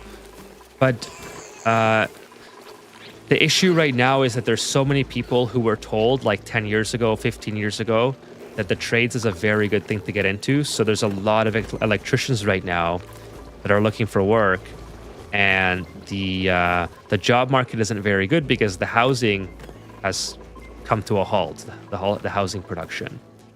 So it's kind of an unfortunate time to get in, but if you don't mind getting that experience and knowledge and possibly having to wait a year and just keep applying to all the places that you could possibly apply to, I think you'll really like the trade if that's what you want to do. It is a very good trade. Just make sure that you're not being taken advantage of by greedy employers. Big shortage in Alberta? Well, then that's perfect. I don't know how exactly it works in Alberta, but right now with the housing, but if it's a big shortage, then I would say get into it right away, because you want to build that resume and have a steady flow of work as soon as possible. That's amusing because it was the opposite here in the US 20 years ago. Most people were told if they didn't go to college, you wouldn't make it anywhere. Yeah, we've been getting pushed to go to the trade for a very long time. Ever since I was in high school, it was all about the trade. Now, granted, it worked out really well for me because I did go into the trade. But having said that, oh, I totally messed this up. There was a critter that was strapped here. And yeah, let's just get this guy out of here. I remember he was strapped here and I messed that up. Anyways, yeah, so the trades has been a huge push in Ontario for a long, long time.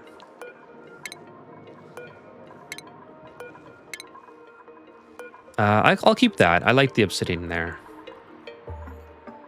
William says, on my side, I put all my food into the 0.1 gram hydrogen tile and then radiant pipe with minus 30 petroleum on it. Cut the pipe flow so the blob stays in the radiant pipe.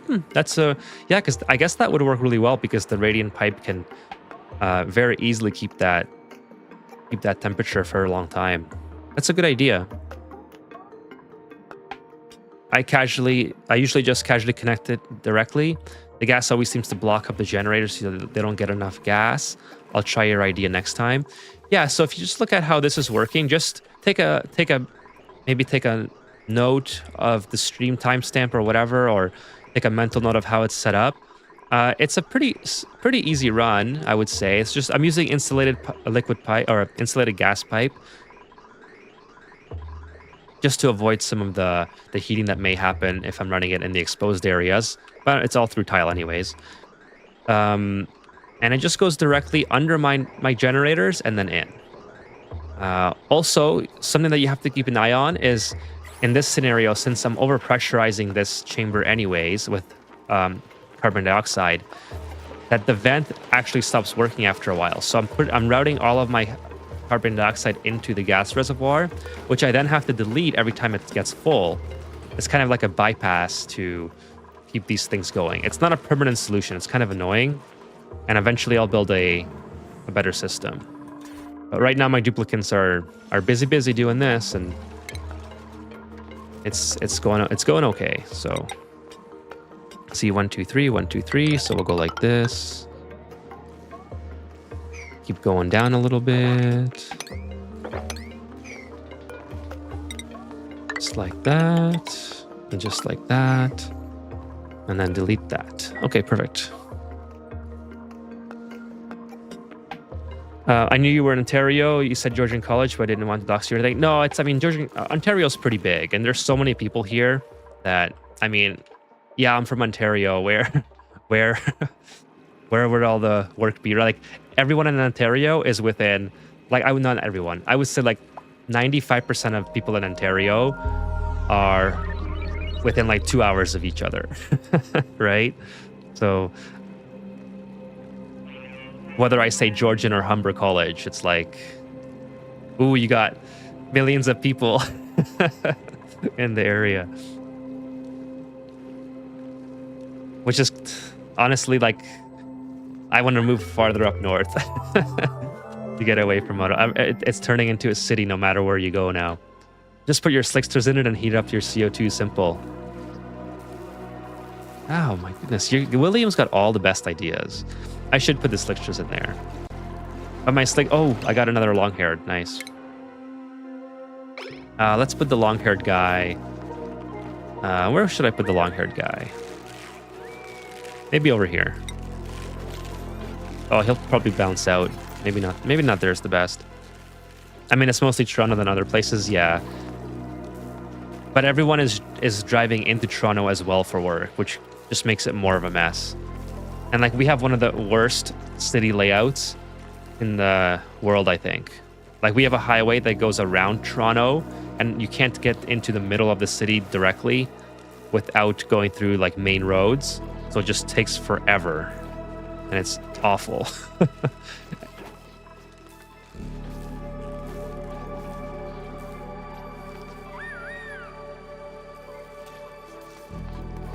I usually vent the CO2 to the bottom of my base and then have a carbon skimmer.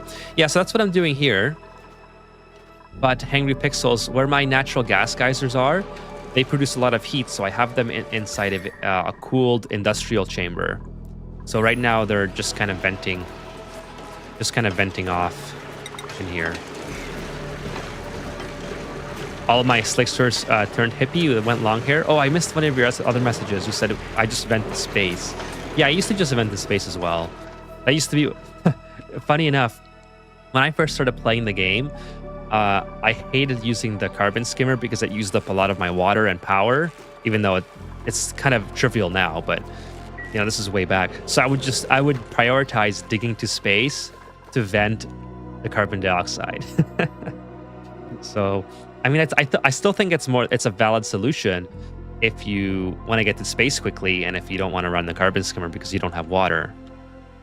It just depends on whether or not you think it's a viable way to do that. But nonetheless, that was it used to be a waste.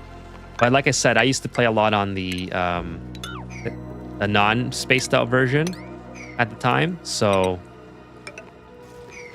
to me, carbon dioxide, it was like you still needed to get to space, but it wasn't as much of an issue.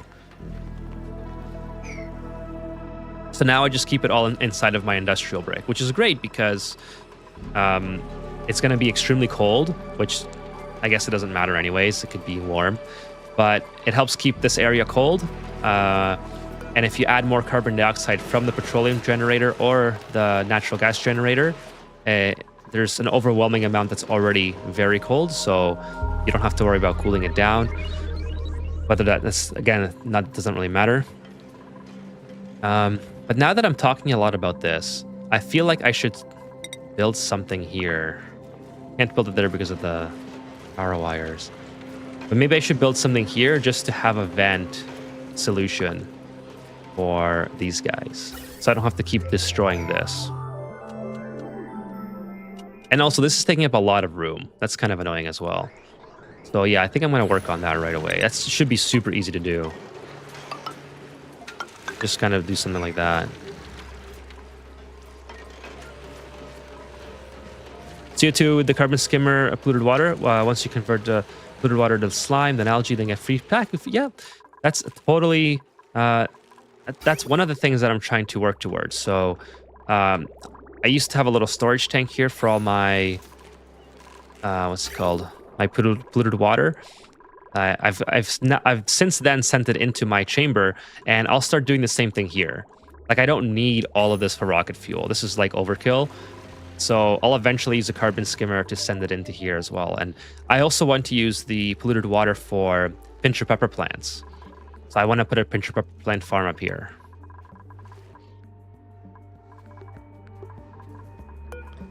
I have a lot of mid-level ideas. Wow, I'm out of ceramic already, huh? Thought I was making more. That's might as well just go on infinite. I mean, technically, I don't need this or this, so I could get it back and.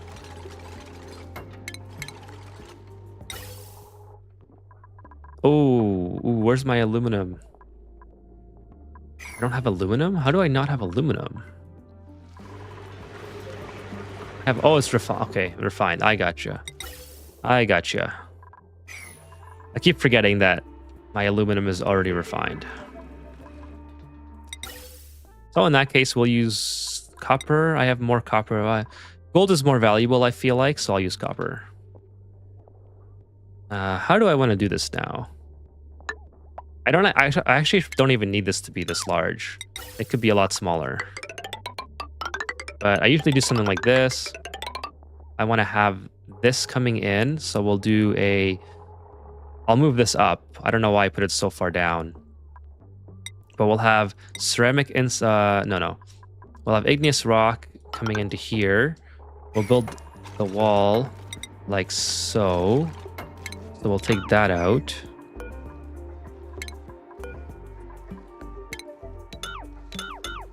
Build the wall there. Have it coming in. And then I also need a vent.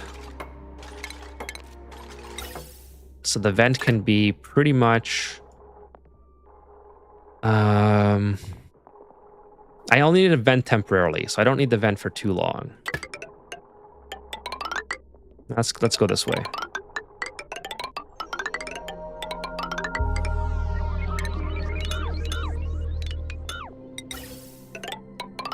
Something like that, and then I'll put the vent here.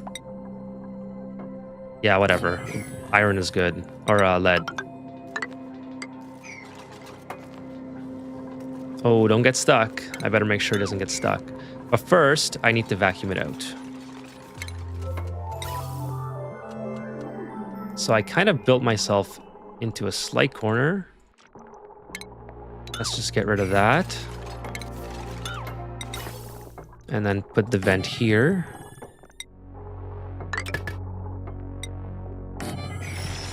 Now I need power.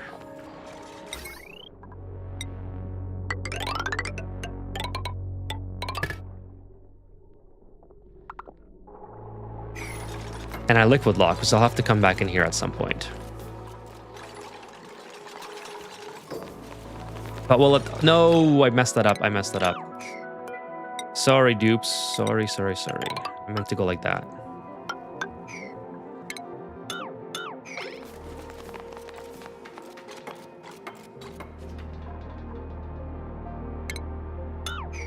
So that's kind of what I'm thinking. And this is working out pretty well too. I kind of like how this is going. Get rid of some of these guys.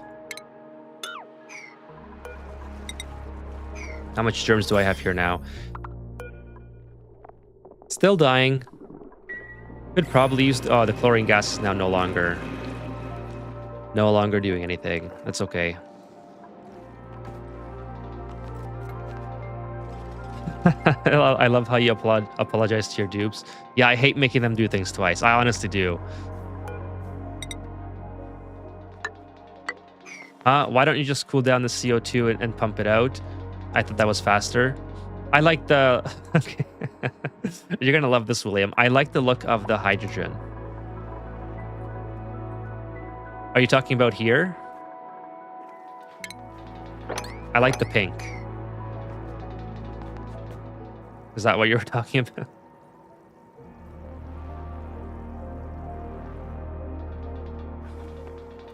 Yeah, so I don't like the I already have one chamber filled with carbon dioxide.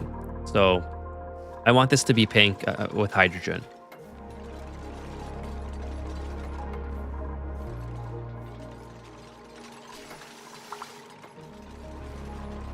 And hydrogen can be like negative 160 or something, or hydrogen is insane. Like, let's take a look at hydrogen. I don't even remember.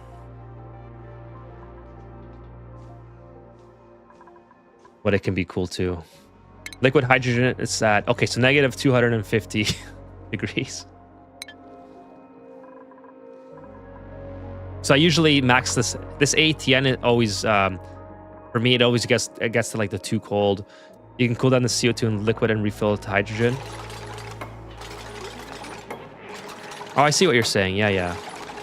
And I could just pump the liquid out. You'll see. I don't know. You'll see how it turns out. I like this this setup. It's probably not the most efficient, but I like doing it. Gives me something to use the ATN for.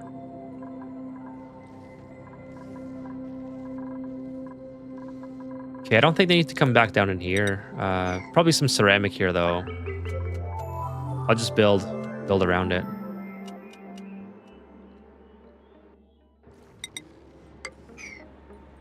I need to build a liquid lock as well. Oh, let's not get any water in here. I don't think I need ceramic for the liquid lock either.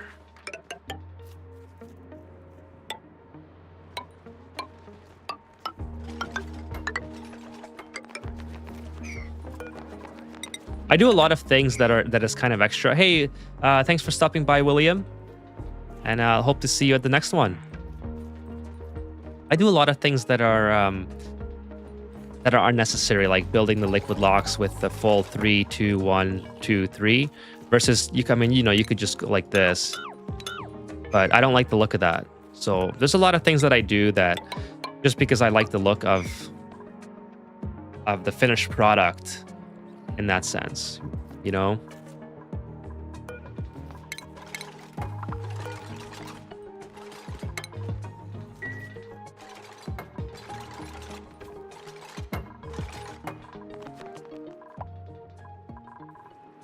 Let's take a look at who we got from the printing pod. We'll take some more thimbleweed seeds. Not that we need it. Looks cleaner. Yeah, it looks kind of cleaner like this. There's a lot that I could clean up here to make it look better, but I don't feel like this base is finished per se. So that's why I'm kind of leaving it the way it is for now. But yeah, there's like this area is kind of a mess. So, but the things that I know will not change, I like to just have it like one and done my way and then not worry about it ever again.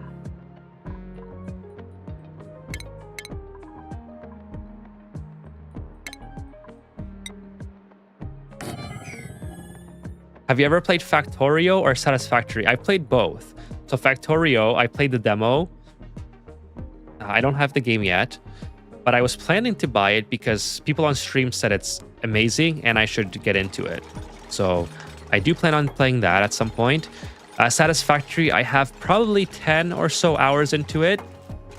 And funny enough, that's how I got back into Ani. So probably about, again, timelines are always weird for me, but I always forget. But I think probably like 2 or 3 years ago, I was playing Satisfactory and I bought the game and I completed the tutorial and I played a couple hours, like 10 or so. Then I was like, wow, you know what game I really want to play? Since playing Satisfactory is Ani. Then I picked Ani back up after a long hiatus, and I've just been playing it nonstop. I absolutely love this game. It is just so much fun.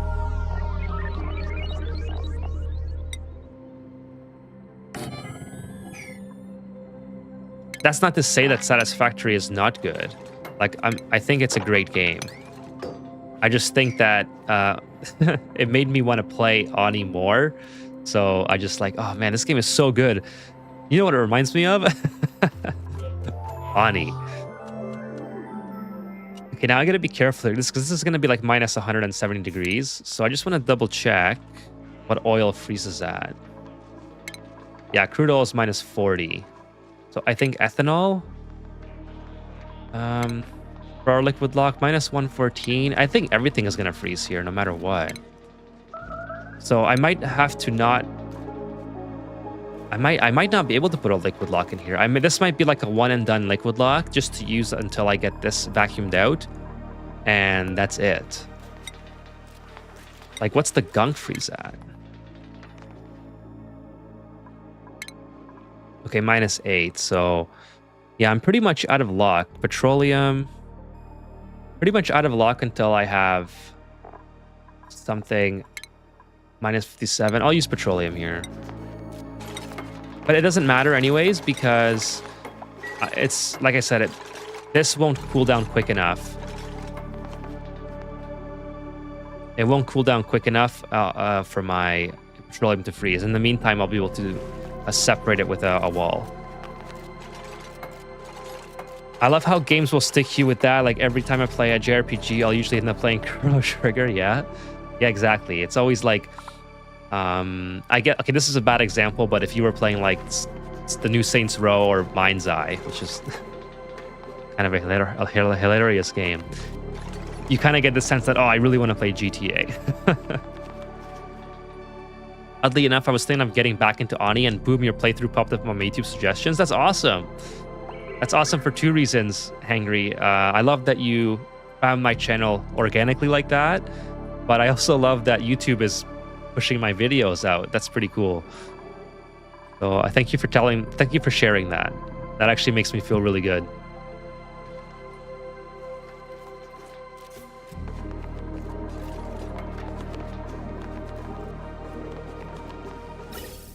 Okay, so time to start building this. Probably going to have to build I don't want that water to leak out, so we're going to build something like this and then go through it. Other than that, I think it's almost done. Yeah, it's pretty much almost done. Ooh, you know what I need to be wary about is my oil levels. Let's take a look at the oil situation. We're still doing really good. Okay, we have lots of oil, actually. We don't have to worry about it at all.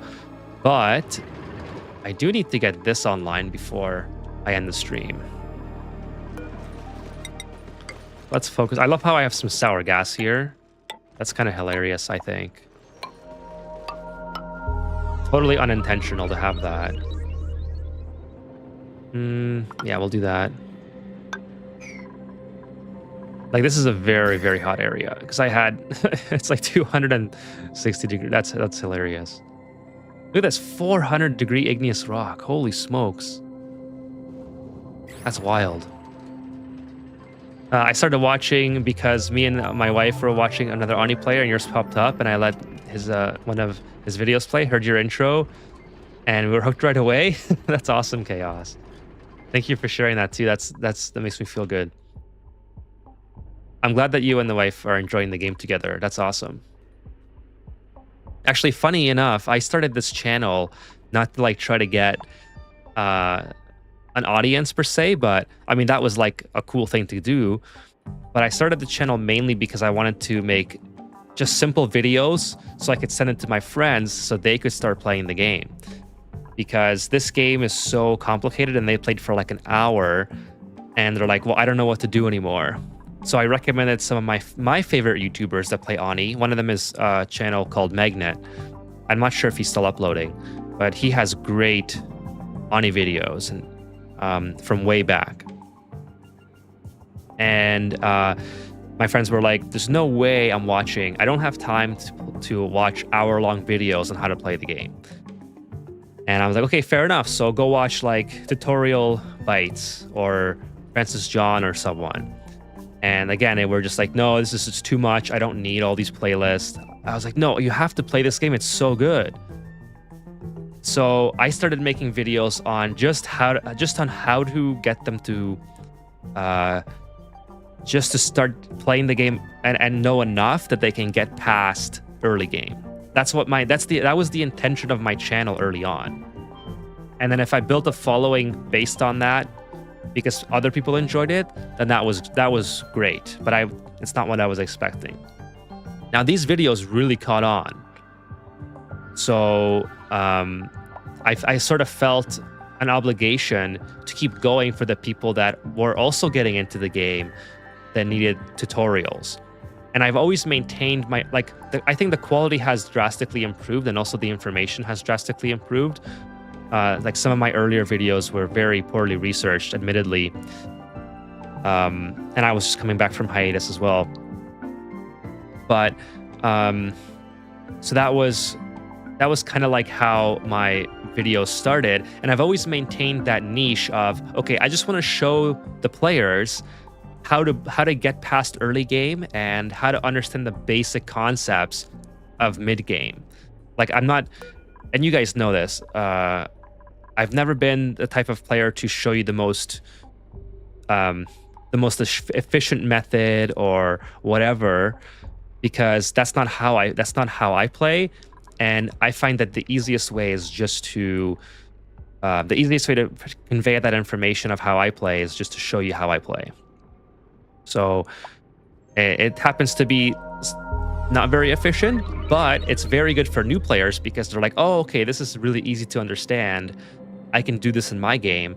And then when they start understanding the basics, they can translate that to learning the more deeper game mechanics. And that's how I am on the trade as well. Like if I'm teaching someone who's new, you don't start with like the most advanced technique in the trade. You start with like, okay, this is how you strip wire, like being an electrician. This is how you strip the wire. This is how you bend the wire so it goes around the screw of the receptacle terminal. And then from there, once they master the very simple things, they can start learning the more complex things on their own. Because you need that foundational knowledge to get beyond that. So WR, Northern Prairie King, hey, welcome to the stream. Magnet is taking a break. I absolutely love Magnet. Like he was one of my first play. Like I would have his videos on like long road trips and just talking about the game. I loved his style, loved his energy. So hopefully he's doing well. He's awesome. Sean says, you are one of the few Oni players making new content. Most others are old. Yeah, I am one of the few. I know some of them are doing like, I forgot who it was. It might be Francis or someone else is doing the everything base, which is really cool. And that's kind of what, like I haven't seen those videos. I don't have time to watch those videos, but based on those videos that he uploads, I've been trying to make this into kind of an everything base, just the least efficient everything base. You know what I mean? Because I've always, like I always say, I'm not the more, I don't care about being highly, like someone was telling me very early on, hey, this is a waste of steel to build all this out of steel. And I said, don't worry, we got this. We just brute force our way through. I think it was a lunk. I haven't seen a lunk in a while. I hope he's doing well. But Alunk, I think it was, who made a comment about all this being steel. And I'm the type of person that's like, hey, I just want it to work. And I know I'm going to have plenty of steel, so I'm going to use steel. And that's how I approach all the videos as well. The Chaos says, understanding the core concept is better than knowing the most effective way. Yeah, I would say you can make it the argument for both, right? So again, it's like going back into the trade. I've been in the trade for a long time, so I've taught a lot of people, and you always have to start with the core concepts, and then they can get into the more complicated methods of doing things, or the more complex. Jason Bradley, Ethan, I've watched you for so long, I've never seen you live before. Well, thank you for joining me, Jason Bradley. I thought must have been someone else, but I thought I remember another Jason a couple nights ago. So thank you so much for joining, and I hope you're enjoying the live stream. Feel free to catch the VOD if you're not caught up on this playthrough. Becca, hey Becca, I like your approach. I like having the basics to build on. I like Ani a bit mathier than you do, but it's nice without getting all mathy. Yeah, so I I don't think I've ever done math for Ani. To be honest, like one time I was trying to look up how many Bristle Blossoms I need for duplicants, like right down to the exact amount, and it said like, I'm just making this up right now, but it said like 3.5 for duplicants or whatever, and I was like, okay, I'm just gonna do 5 per duplicant. And then just not have, and then, you know, that'll hopefully compensate for my downfalls that I'm inevitably going to have anyways. So I always go above and beyond because I just don't want to have to worry about having any shortfalls. But again, I always say this. That's what I love about this game is that you can not use math, and then if you get bored, you can start getting hyper efficient with things, and then that's perfectly valid. That's a perfectly fine way to play. So you can kind of incorporate both into your Ani career, so to speak.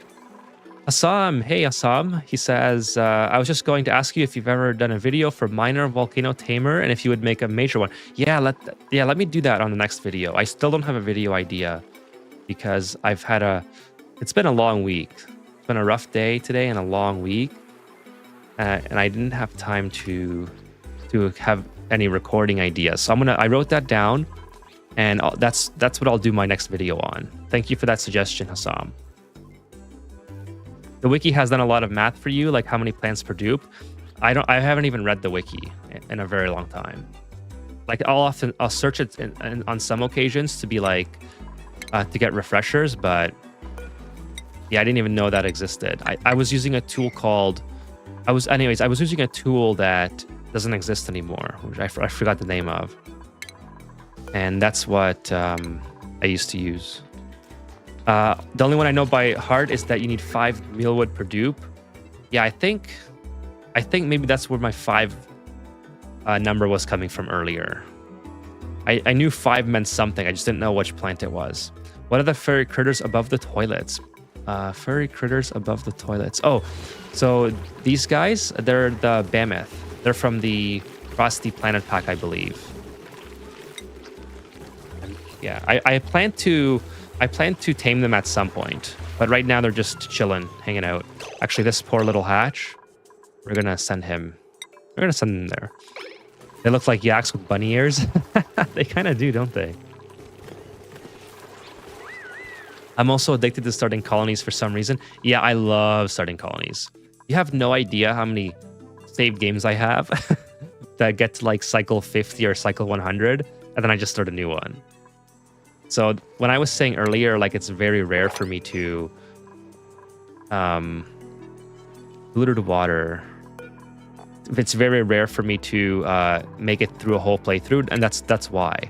Because by the time I get to space, I usually get bored. That would be a really great video. I really appreciate it, man. No problem, Hassam. I can probably have it done by the midweek point. But that would be a fun one to do. I'll probably show you this way to do it, which is for the regular volcano, and then I'll show you like I'll show you like a more efficient way as well. I'll look into that and do a lot of research.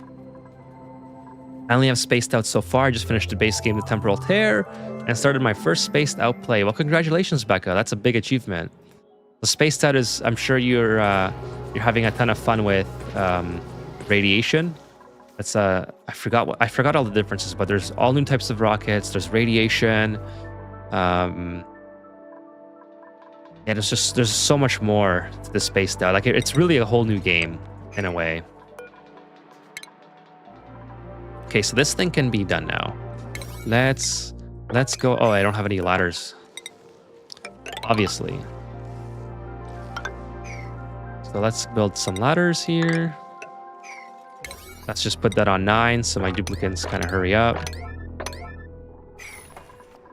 And then I can start vacuuming this out.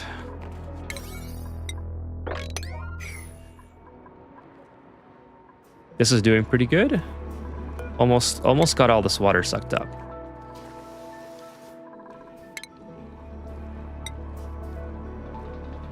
Would I be disappointed? Could you imagine my disappointment if... Okay, I was gonna say if I got germs in if I got germs in the polluted water, my heart skipped a beat there. Because I saw the germs here, I was like, oh my god, I got germs in the polluted water. But no, it's germs in the salt water, which I don't really care about. Whoa, that scared me. I was like, how many cycles do I have to go back to fix this? I don't care about the salt water though. I'm pretty sure that should be dying anyways. Oops, wrong one. Yeah, it's dying on liquid, okay. As long as it's not in here. That's basically my only concern. I just found some water, so I'm dealing with getting the geysers to the base for oxygen, then I'm going to teleporter. Yeah, that's probably a good strat. I mean, you're definitely going a lot quicker than I did in this one. I took a long time to get to my teleporter. Maybe the mesh tiles around can be filled with chlorine. Are you... Oh, over here. Oh, that might be a good idea, Assam. Yeah, I could definitely pump in some chlorine. Just kind of break this open, maybe break that open, and then put some chlorine in there. Yeah, I'm gonna make a note of that. That is a great idea. Where's my Discord here?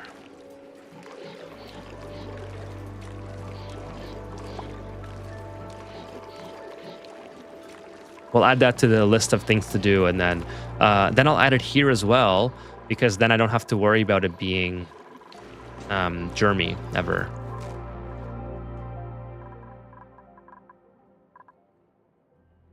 I'm all kinds of slow at playing.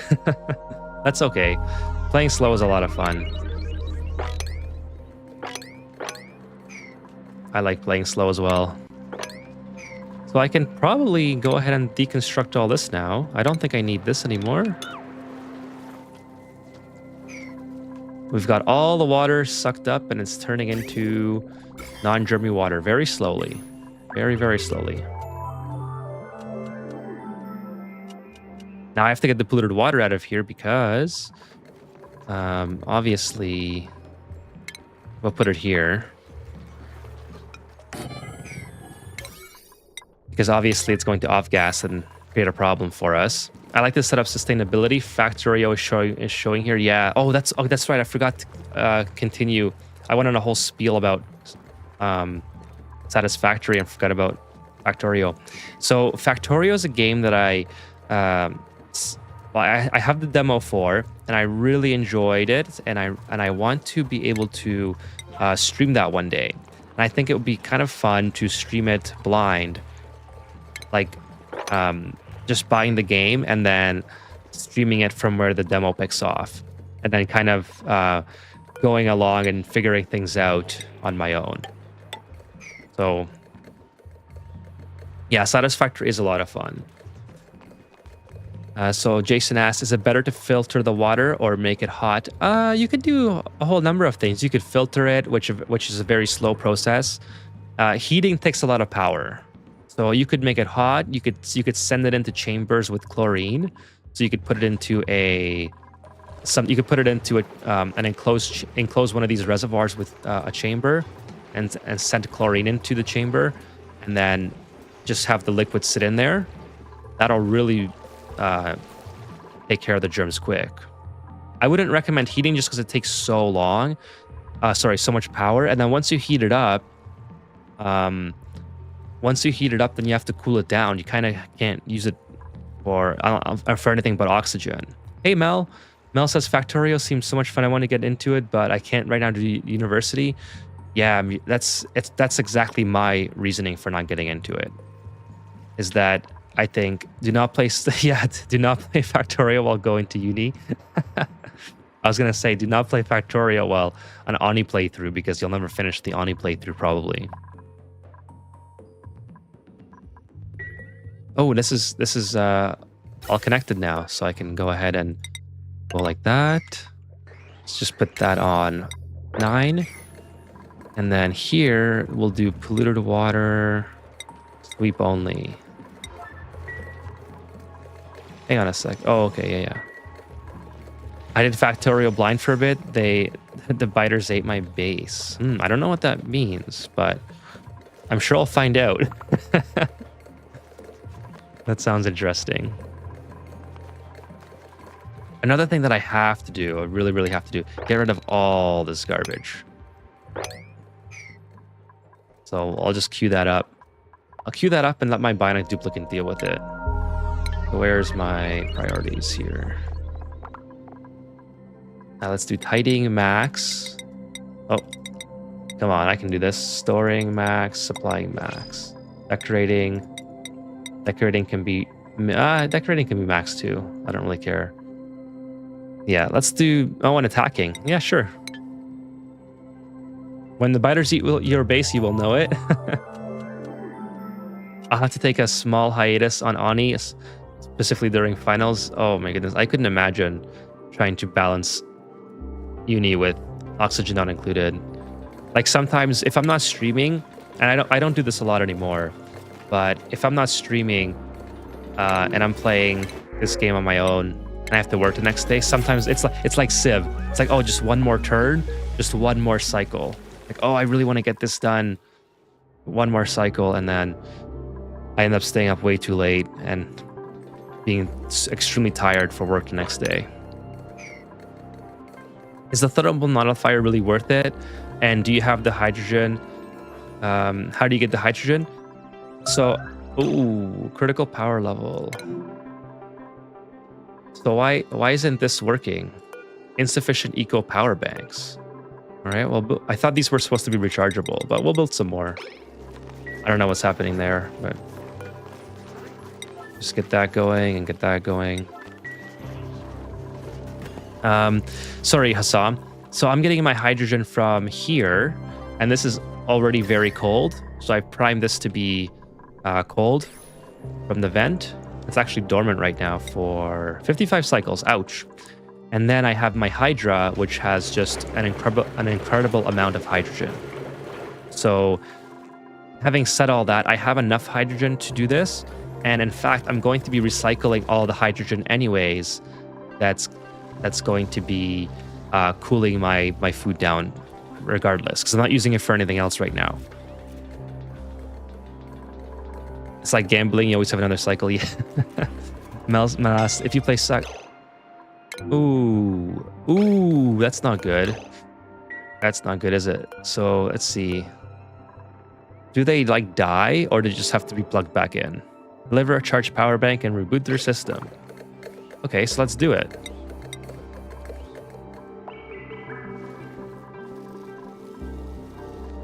Is someone on that, or like how do you make them get on that? Oh, there we go. I wish there was an errand here so I could see. Is there a power bank? Maybe I don't have a power bank. That's a crazy looking spawn. Yeah, it's called a Hydra. There's a video on my channel on how to build one of these. So if you want to look at it, it's called How to Build a Hydra and Oxygen Not Included. Oh, and to answer your question, the thermal nullifier I think is worth it, but like William mentioned earlier, it does take a bit more effort than probably some other ways that you could build the same setup. So just keep that in mind, that there's probably better ways. I just like using the nullifier because it's really the only thing that I find it's useful for. How's my... Okay, 6 out of 8. And it's interesting. Why don't I have eggs here from my glossy Drecos? Like this should be sending a... hold on a second. So no egg available. This is disabled. Why? How are these guys doing? These guys are doing great. This guy's doing great. So why do I have no eggs for this? Glossy Dreco egg. Well, you know what? I'll just put it in here.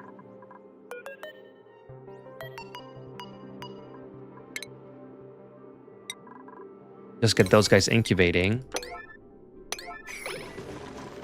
But why aren't they getting dropped? That's kind of weird. So this is disabled by the automation grid. This is looking for a critter sensor, so send green if it's below 1, which should be sending a green right now. And then if it's a glossy Draco egg. So you're telling me that these aren't producing glossy Draco eggs? They must be, because I have 16 there. I'm going to catch up on the chat and then I'll figure that out.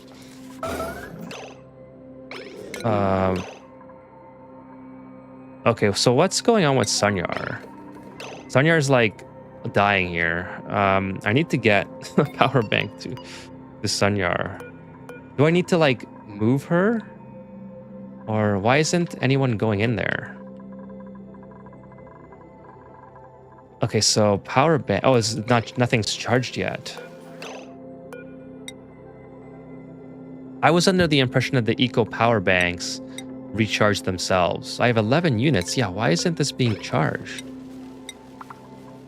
It's kind of crazy. How long does this take? I might have to like design just a quickie power. Is there like a quick power bank that I can use? Oh hey, Vibrator 3000. Thank you for the follow. I'm gonna catch up on chat before I break the game here. John Monty, hey John, what's new with the dupes? Well, we got Sunyar incapacitated due to lack of power bank. Is this okay? So Jean's like rescuing. All right, so Jean's finally there. It's about time. I've never gone through this before, so I'm glad that that worked out. Robo-Doctor needed. Oh, okay, Robo-Doctor. So how do I get a Robo-Doctor? Is that like a skill? What am I clicking here? I already have someone who's a Master Doctor. I guess they can't do robots. Hangry Pixels, they won't die until they run out of oxygen. Okay, that's good to know, Hassam. What's your thought on starting a colony that made up of only flatulent duplicates? Okay, what does that mean? Flatulent duplicates? They can only exhale. What do you mean by flatulent duplicates? I'm not sure if I understand that. Thank you. Look, it's me. Hey, look, it's me. TY for all your videos. No worries. Thank you for joining the stream. Raid Viber, I'm still newish. Is this the OG version, not the Dino expansion? I do have the Dino expansion enabled. I have all the DLC enabled actually, but I'm not playing with much of that incorporated. It means they're below 0 or 0.9 or whatever, and you can't have 0.9 eggs. So maybe if they're below 2, okay. Actually, you're probably right on that, Hassam, because I'm pretty sure that this one is at, yeah, this is at 2. So literally all I have to do is go like this, and that should fix it. Thank you so much, Hassam. I knew there was something different. I just couldn't put my finger on it because these are working fine, and these ones did not. I'm kidding. I know nothing about bionic duplicates. Okay. I'm very gullible. So if you tell me I need a Robo-Doctor, I'm gonna be looking for one. I think they fart natural gas as a negative trait. Oh, okay. I got what you mean now. So what was the question based on that? What's your thoughts on starting a couple of only flatulent duplicate?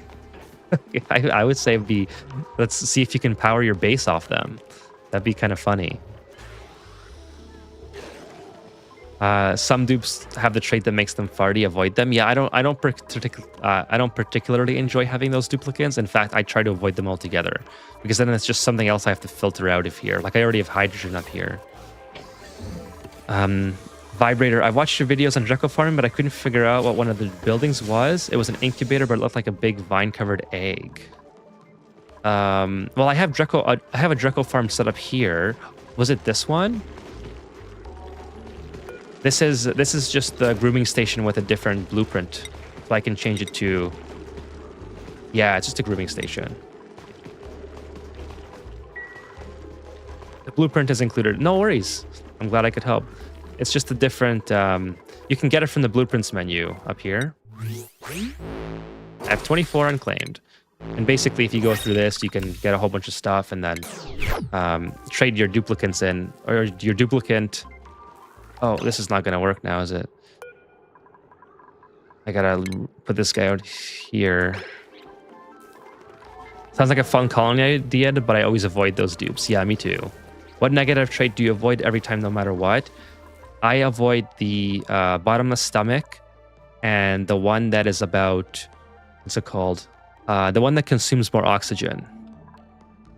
And the reason being, I mean, even though I have more than enough food and oxygen at this point in the game, I would probably take those duplicants now. But early on in the game, it's a lot more, I would say it's a lot more stressful to have those duplicants, especially if, why isn't this automated? Where's my, oh, I don't even have, oh my goodness.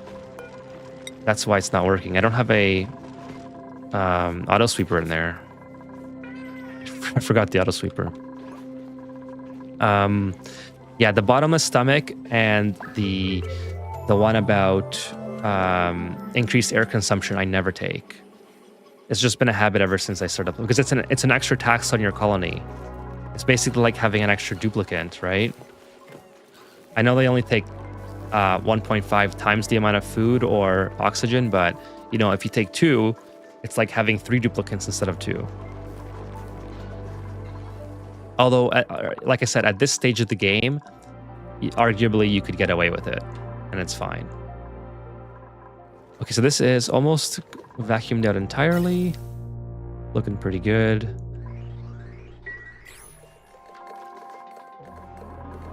We're going to have to build a vent here,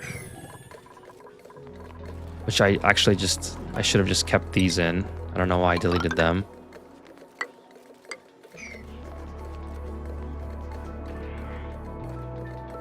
And I'll probably have to come back in here and redesign it a little bit. And actually, speaking of which, ooh, am I gonna have enough ceramic to get up there? I might not. I might have to just do igneous rock and then rebuild it out of ceramic later. I'll do igneous rock inside the tile and then ceramic on the outside. So we'll do something like that for now. Yeah, later on it's no problem. Later on, I don't even look at who I'm taking anymore. Well, I like to finish with no more than 20 duplicants because it helps. I feel like it helps a lot with the frame rate when you get to the later stages of the game. And I also have no duplicant power again. Oh, because it's still charging. Must take a long time to charge.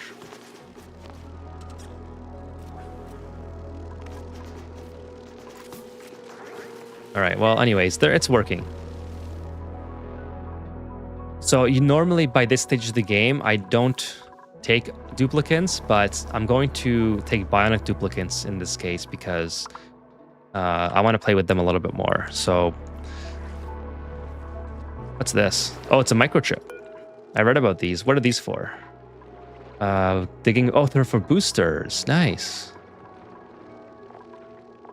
Okay, that's how you get boosters. Interesting.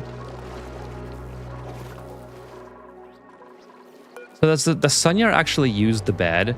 I don't think, because they don't really sleep like regular duplicants, right? They could pretty much produce the microchips anywhere.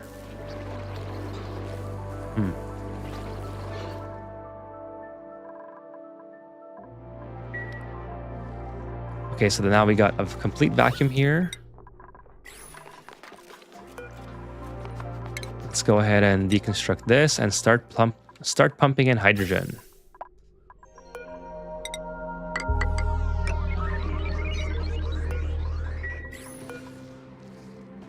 If it's above, yeah, for now I have so much hydrogen. I'm gonna just cap it at,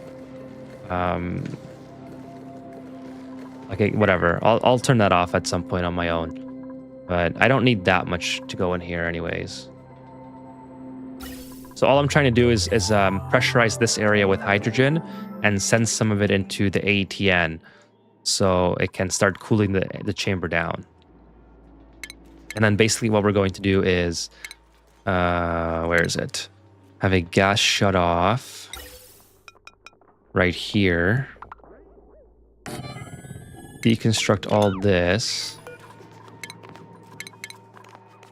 And then, oh, I need this done, obviously. Sweep that. So let's put all this on 4 for now. Deconstruct, deconstruct. And then we'll put a thermal sensor there as well. Let's see who we got. Oh, do I take the shovel? Yeah, I'll take the shovels. But I'm going to move them out right away. I don't want to deal with the shovels being here.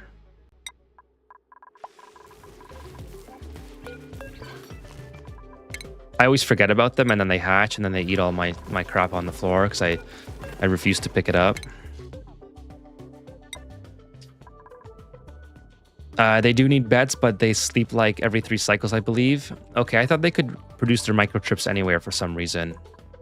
I don't know where I got that information from.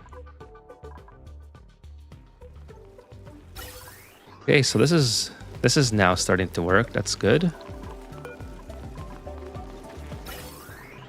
This is the hydrogen's already cool. It's gained a little bit of temperature. So this is just how effective.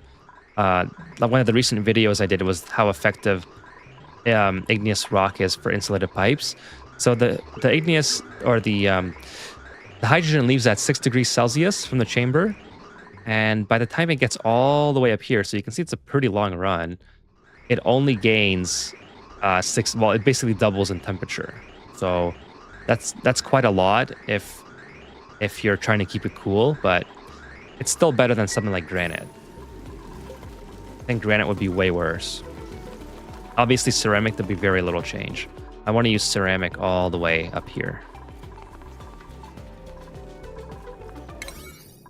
I find it interesting that they won't do this, but they still go after the... I guess maybe there's a higher priority for some of these guys as far as tidying goes. Let me just go and put that at 0 because I want the bionic duplicant to be doing most of the tidying. Meep can tidy because she has strength. That's all right. And I want Sunyard to be doing it.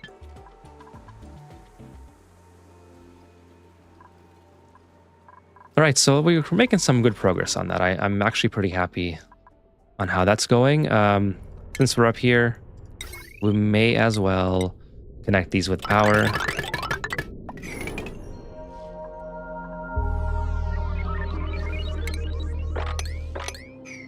And then what else we want to do? We want to keep digging here. I think that's a good idea. Hopefully I don't get any duplicants trapped. In fact, we'll do this. When rockets, pretty soon, Becca, we're clearing out the space for the rockets. So maybe in like another 2 streams or so. Hopefully. Like I have plenty of carbon dioxide. No push, just curious. Yeah, I am pushing though. I am pushing myself. I thought it would take a lot longer, but I'm really excited for rockets now that I've built the industrial brick because I have all this carbon dioxide just waiting to be used. Oh, that's right. I was working on this as well. Let's do another 2 tiles there, and then we'll dig this out. Something like that, maybe. Oh, come on.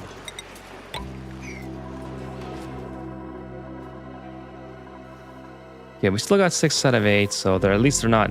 it's working a lot better now. I have extra eggs in here. Before I didn't have that. So quite happy with the hatch production as well. Everything's going good. I think by next stream I'll also set up the Pacu farm. But I want to see the design. I use this weird design because I want the Pacus to be evolved by Pokey Shells. So I'm going to cross-reference my design that I built and then try to make that on this asteroid. Elusive Ocelot. Hey, I found the Twitch stream, decided to move here. Thank you so much, Elusive Ocelot. From YouTube, yes, I remember you from YouTube. I think you were in a stream a while ago, so thank you so much for showing up. Heard you preferred us watching this Twitch stream. Yeah, I'm trying to grow on Twitch, but you guys watch on whatever you prefer. I know, like, some people prefer YouTube, so go ahead and watch there. If you don't mind helping me out on Twitch, then yeah, please feel free to follow. which has the better interface. Perfect. Yeah. If you guys, it's in the description. So if anyone's watching the VOD, or if you're a lurker on the YouTube side, the description should have. Oh, thanks for the follow, Elusive Ocelot. Yes, if you guys are lurking or if you're on YouTube and you don't know, my description should have my Kick and my Twitch channels in there. So thank you so much for following, because it does help a lot. It's not hard to get affiliate, but you do need a little bit of support as far as people watching you, and then I think you need like watch hours and like 3 viewers and a couple chatters. So it's definitely doable pretty early on, I would say. So thank you so much for helping me out. My next step in my colony is covering the space with bunker doors, or whatever it's called. So far I've covered half of the base, but it requires a lot of steel. It does, yes. It does require a lot of steel. So what I do normally is I don't cover the entire space area. Chat. I don't cover the entire space area because you're right. It does require a lot of steel, but also you get so much natural radiation blocking from just having the regolith up here. Thank you so much, Vibrator. That's awesome. Getting some. Oh my goodness! I got 10 viewers all of a sudden on Twitch. You guys are pushing me up in the algorithm, probably. Let's see here. Hangry Pixels, is there a benefit to getting vertical critter farm over horizontal? I like vertical so much because my duplicate, they can be put right beside each other, and then my duplicates don't have to run as far to cover all 3 stables. So that's why I like the vertical. I mean, arguably, you could make more use of the space if it's a horizontal, because you could have a bunch of storage bins if that's the way you like to do it. But there's a lot of different things you can do with horizontal if you like to use the extra space. Obviously, it's a lot more convenient. But as far as time for your duplicates to run back and forth, I think it's definitely a lot easier for them. I finally got fiber internet this week, so Twitch is no longer 30 seconds behind. Oh, I just got fiber this week as well, Cannibal. I'm at 2 terabytes upload download now. It's crazy. Oh, sorry, is it 2 terabytes? It's 2,000 megabytes, so it's 2 gigs. Sorry, it's 2 gigs, right? Oh, I'm pretty sure, yeah, it's 2 gigs. My conversion is not 100% on that. To the moon. I didn't even realize there's radiation only on the Spaced Out DLC. So yeah, just if you don't uncover this area where your base is, where your duplicates spend most of the time, then you don't have to worry about the radiation.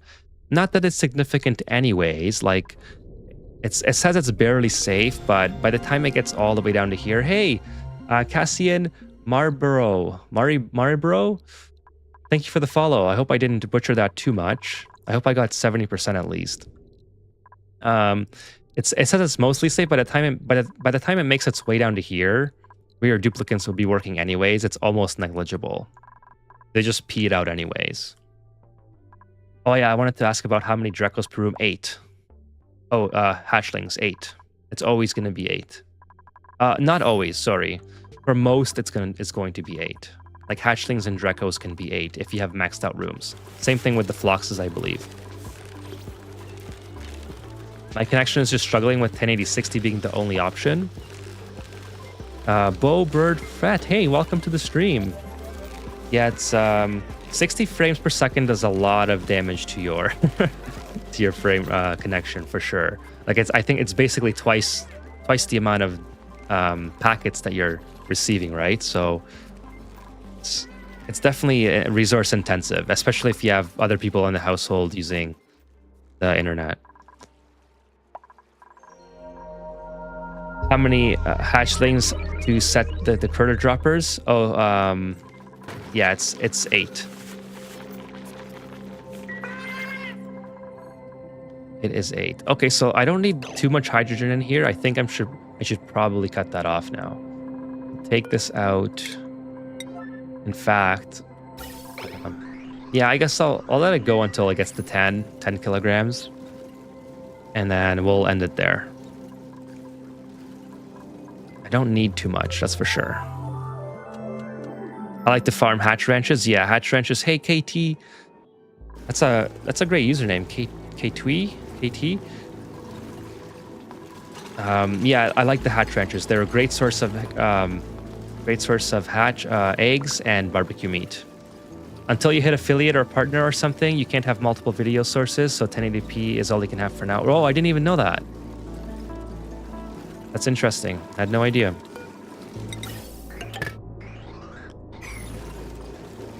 I would have thought that maybe it started you out at like 720 or something, because it's like, hey, this guy's not making us money, so we're gonna throttle his connection. I tried the streamer thing during COVID. Oh, that would have been a great time to get in.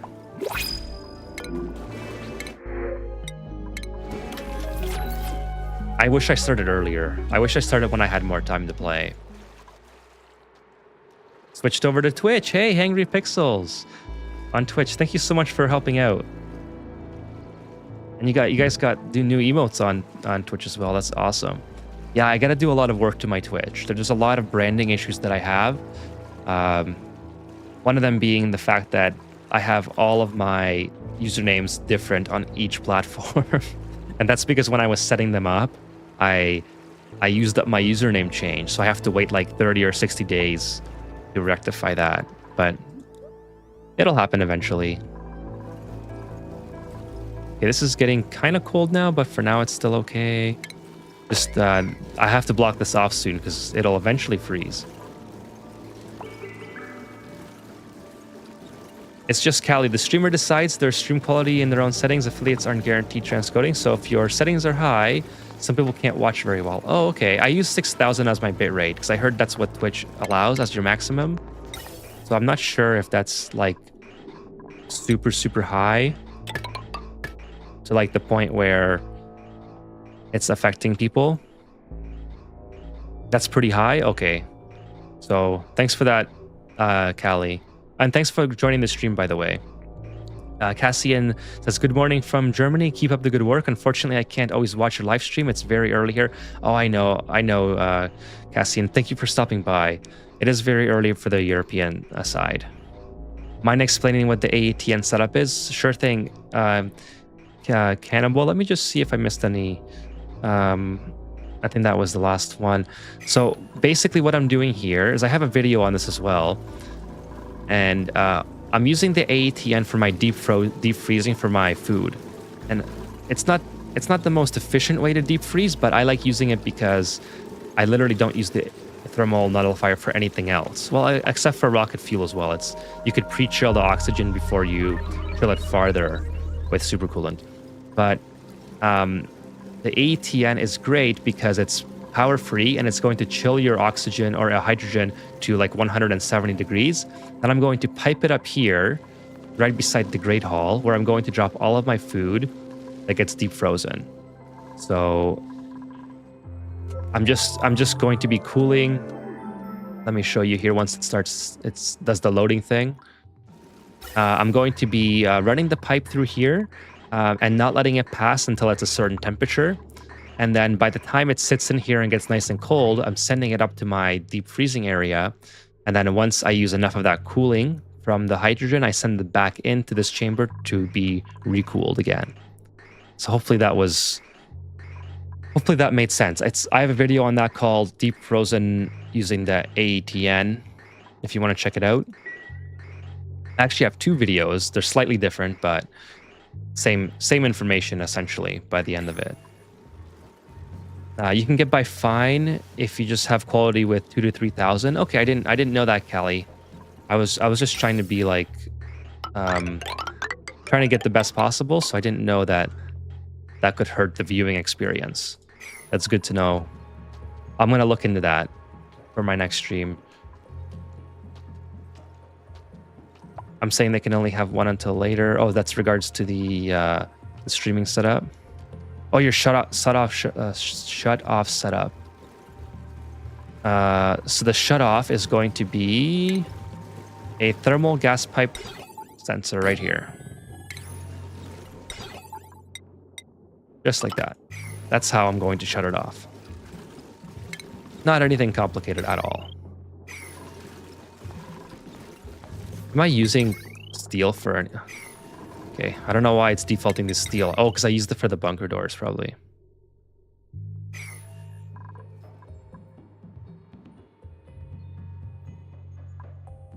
Yeah, I have a lot to learn about Twitch, so this is very interesting.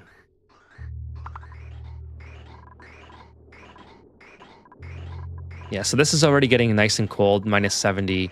I'm going to block this off eventually once this is done. In fact, the faster I can get it done, the faster I can block it off. And then I have to also bring the depleted oxygen or hydrogen back in, which I'm just going to use igneous rock for. So we're going to come in like this. And like this. And then we will maybe... Well, we'll change this later. I'm going to put a gas bridge here instead, so I can prioritize using up the hydrogen that's coming back. How cold is the deep freeze? Minus 18 or below? Affiliates can get it, but it's luck of the draw. Yeah, hopefully I get partnered one day, but I focus on one thing at a time. Hey, good evening and good night to Kevin. Kevin Brown, thank you for joining. I'm glad you could make it tonight.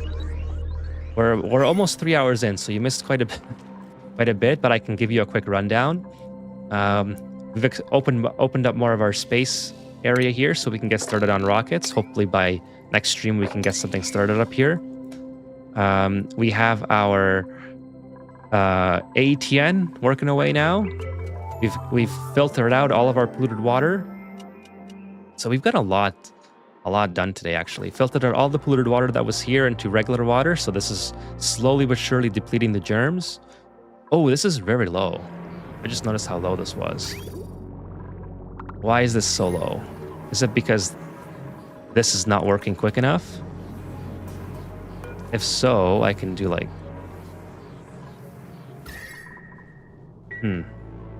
So let's do this. Let's do 40.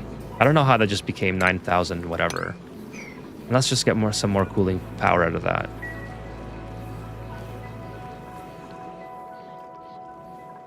Yeah, because this is kind of what my base is relying on for water here. So 8. Oh, next dormancy is 8 cycles. Ouch. So I might have to change my water source just to have this fixed. I don't know how it became so low. Wasn't even paying attention. I like the texture of the tiles. Yeah, it's called the True Tiles mod. True Texture Tiles or something. It's in the description below on YouTube. I've never bothered with it. I was using the AETN to cool liquid, which does poorly. It does extremely poorly, yes, because it does very well at cooling gases, I find, which is why I'm using it for hydrogen. And then I can also use it to pre-chill the hydrogen before I make liquid hydrogen. It's basically free. So that's kind of my plan for the AT. I have another one up here, which I haven't uncovered yet, but I'll use that probably for pre-chilling. Why are my duplicants getting the nectar out of here? Do I have nectar? Like I feel like someone's eating the branches. Is this guy eating the branches? Like I feel like this should be producing a ton of nectar for me. Does this guy eat branches or what? No. Harvest ready. Branch productivity 45%. Yeah, I don't know why hasn't been producing nectar, but I'll have to keep an eye on it. Maybe I gotta do harvest. Oh my goodness, is that why? Do I have to enable harvest? Is that going to do it? I'm gonna save just in case I mess this up.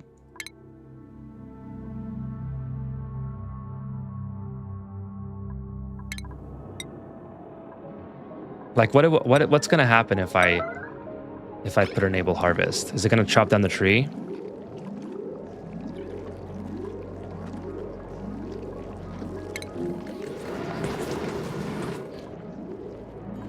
Okay, let's see here. Okay, no, there we go. That's what I was missing. Ha, it became all skinny. Toilets. Would someone get stuck? Oh, please don't pee. Sorry, let me catch up on the chat here. I got on my second planet with only 6 dupes. There's enough to cool my liquids there. That's pretty good, Kevin. It's pretty early. I'm still not on my second planet fully. I think the seal that eats those things. Yeah, the seal. I've been trying to get the seal from the printing pod forever now. Still haven't gotten one. I don't know if it's on my other... I don't think it's on my other asteroid. The bottom harvest is... Oh, yeah. Okay, the bottom harvest is nectar. So I think before, Kevin, I had the trees on auto harvest and they just chopped down the trees, but I didn't have the base. You could also just pipe. Really? You can just pipe it in?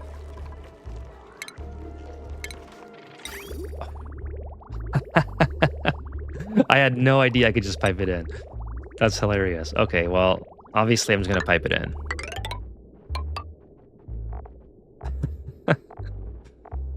Where's my liquid storage thing here?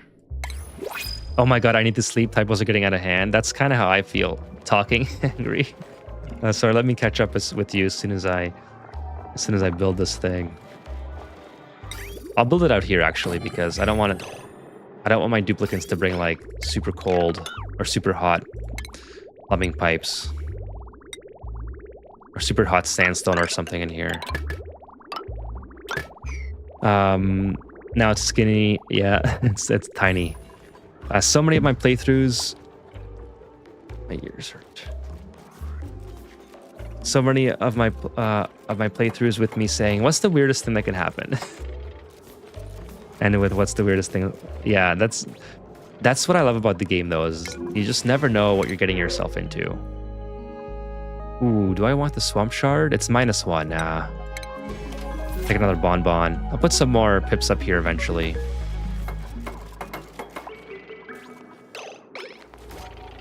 Oh yeah, it did heat up a little bit. That's kind of what I was afraid of, but it's okay. It'll freeze. You remember I told you I had 2 things to tell you last stream? One was the gold statues. Yeah, I think I got them switched over to gold. So I appreciate. Oh, this is granite still. Oh, that was for the metal. Yeah, I got my metal switched over to gold. If my memory was sharper, I would have remembered the nectar thing. Oh, the nectar thing. Right. Okay, so we just happened to... You remembered and I figured it out at exactly the same time. Because when you came into the stream, I was like... for some reason, I was reminded, like almost subconsciously, that maybe you had something to tell me about the nectar. Like, maybe I should check my nectar. Because Kevin's here. And then... then you told me in chat, just as I was figuring it out. It's kind of funny.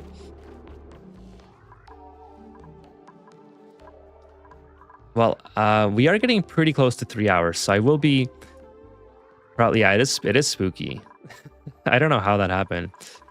This will have to be closed off pretty soon. It's losing a lot of temperature quickly. But yeah, we will be probably ending the stream here shortly, so we'll do what we did yesterday. We'll have sort of a little outro stream and see if people want to talk about stuff. If not, that's totally cool. I'll kind of do a review of what I've done. Oh, look, he's producing microchips. I like that.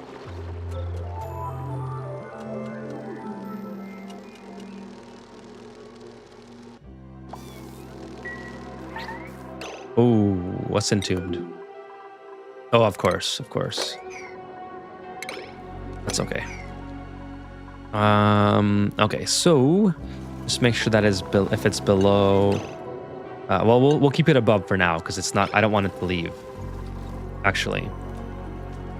So yeah, I think I'm gonna end the stream here, and we'll sort of talk about what I want to do in the next stream. So I think in this one we got a lot done.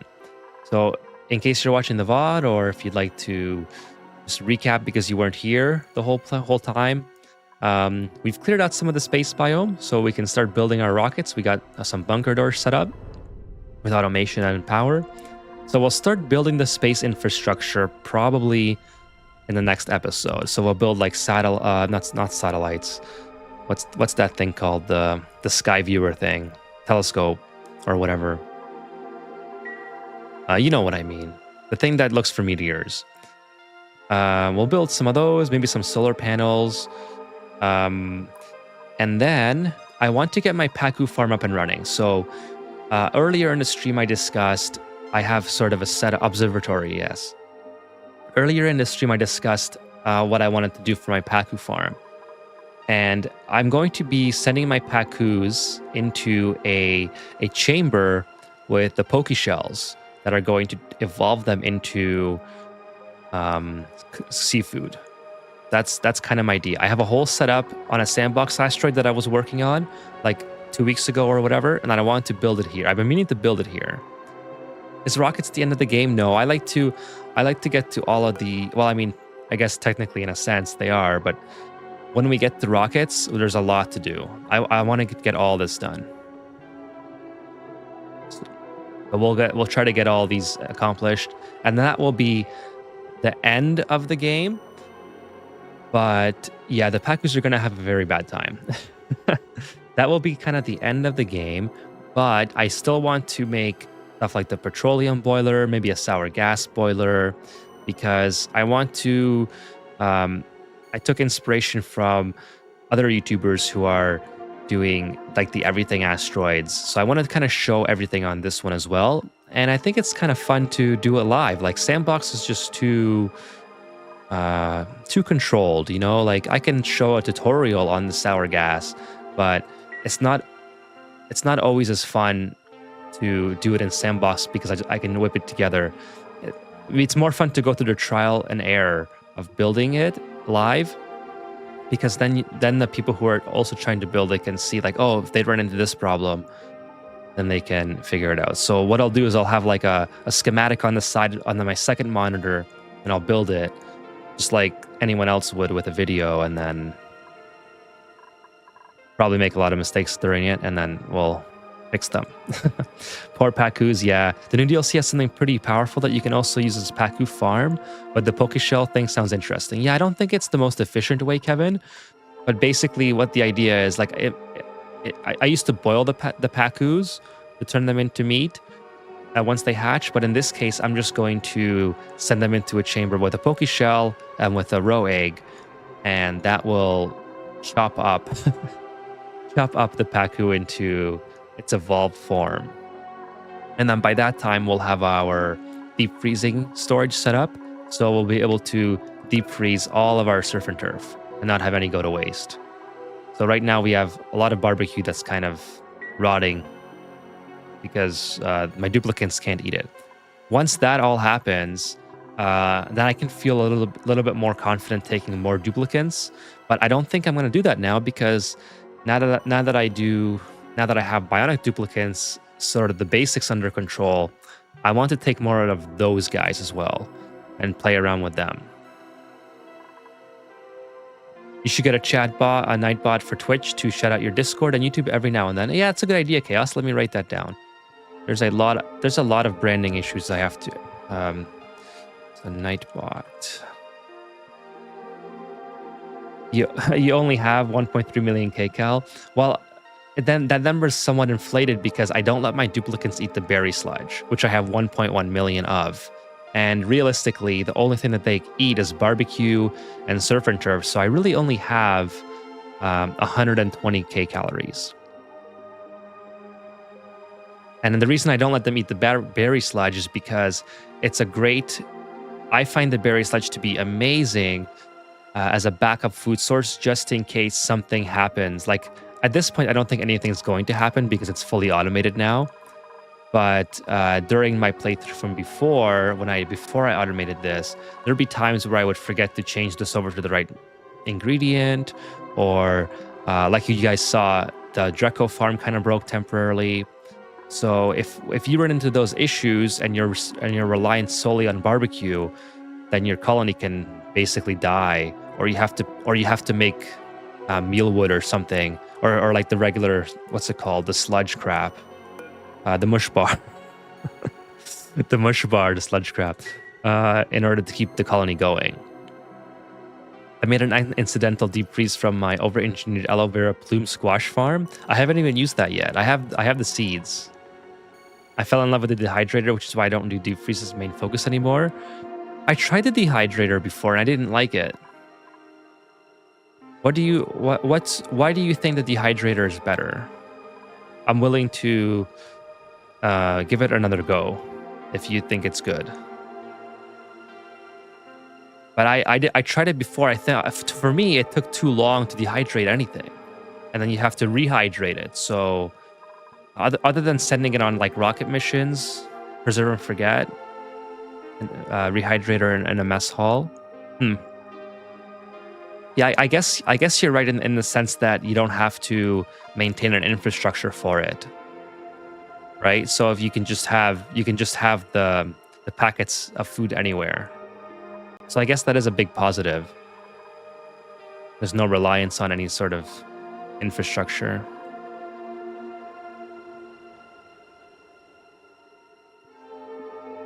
But yeah, so that's my goal for the next episode, to get the deep freezing fully set up, start building the Pacus.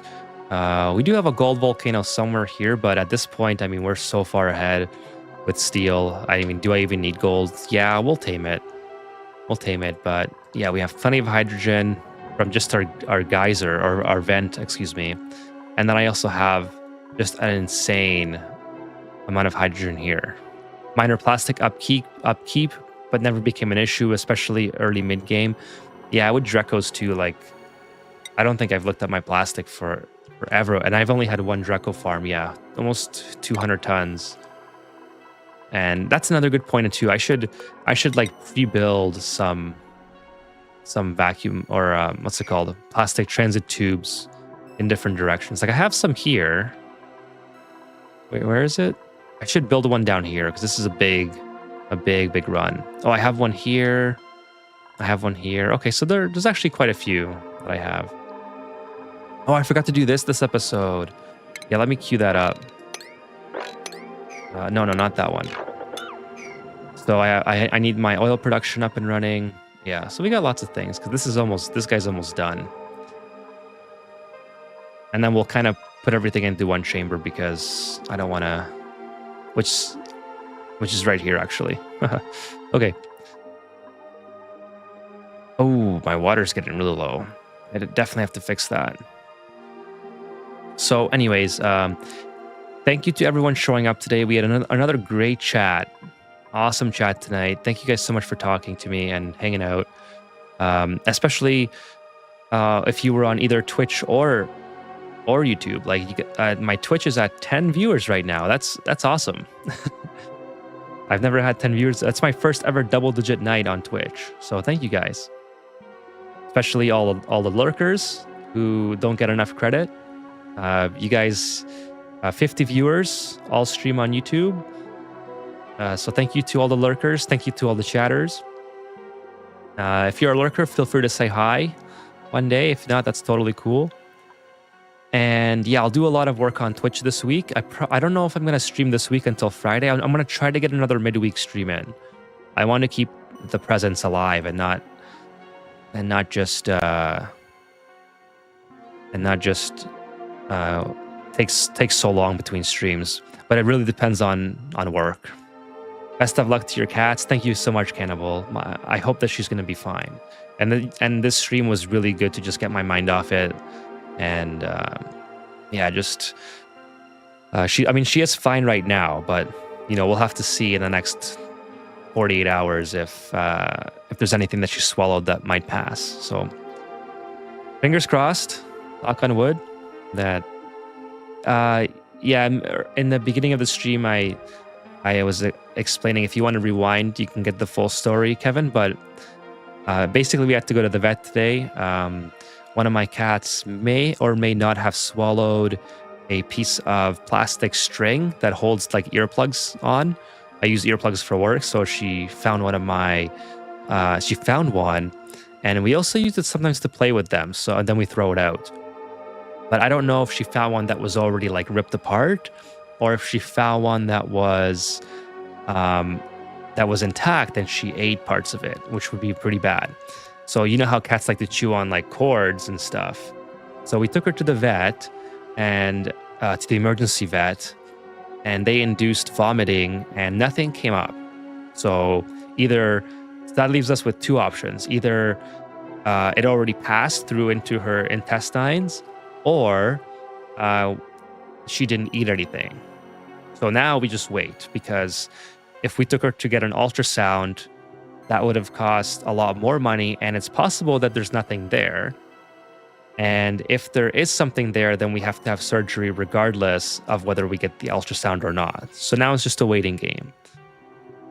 So luckily the vet was pretty cheap, even though it was emergency. It was only like $400, which is a lot, but we can afford that. It was just it's not about the money when it comes to your pet's health, but I know it can get a little scary sometimes, especially going to emergency. You never know. Like it's almost double the price of the regular vet, right? So I was really nervous about that. But so we got some good news today, like positive news. But now it's just a waiting game. And thank you for everyone. No, so she's not sick right now. She was really groggy earlier because of the medication that they gave her to induce vomiting. But it's just a waiting game to see if there's anything that's going to get stuck inside that she might have swallowed. Yeah, I got it. I had to do it. Yeah, exactly, KT. So it's not about the money. It's about keeping them healthy. And now unfortunately, there's nothing that you can do beyond inducing vomiting unless you get the ultrasound. And like I said, if I was to get the ultrasound and there's nothing there, then okay, that's a big relief. But then if there is something there, I would need surgery, which is fine. But then you would need surgery anyways if she starts having symptoms. So either way, you need surgery at that point. So I figured, okay, the doctor said this is your option, and we're just going to wait to see, monitor her. And if there's any signs of discomfort that might lead us to think that she's blocked, then we're headed to the emergency again. My dog was into eating porcupines. Oh my goodness. That sounds horrible. I've seen pictures of that on Reddit. It looks painful as hell for the poor puppies. Poor thing. But it's the same thing with cats. It's the animal instinct of, oh my god, a piece of string. I need to eat it. I need to eat this. I want to eat this, right? Like, I love my cats, but if you don't, they're like babies.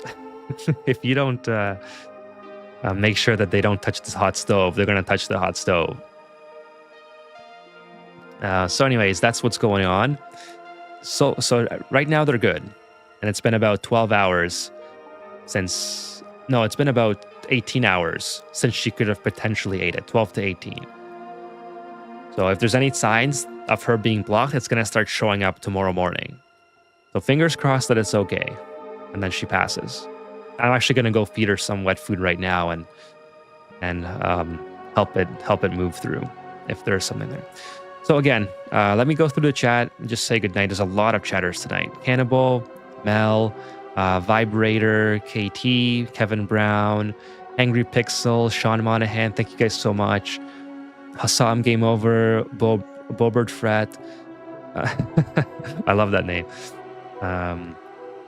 It's just Kaylee. A lot. Sean Monahan, I think I already mentioned. Chaos was here a lot tonight. Who else? Not Sean. William. William was here earlier.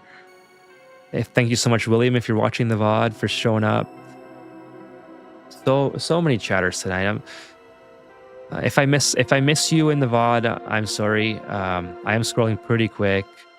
Hangry, I already got Hangry Pixels. Elusive Ocelot, thank you so much for showing up.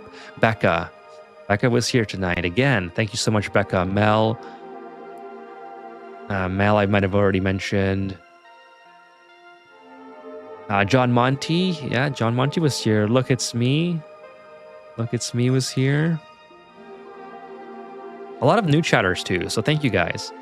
John Bradley, or sorry, Jason Bradley, WR.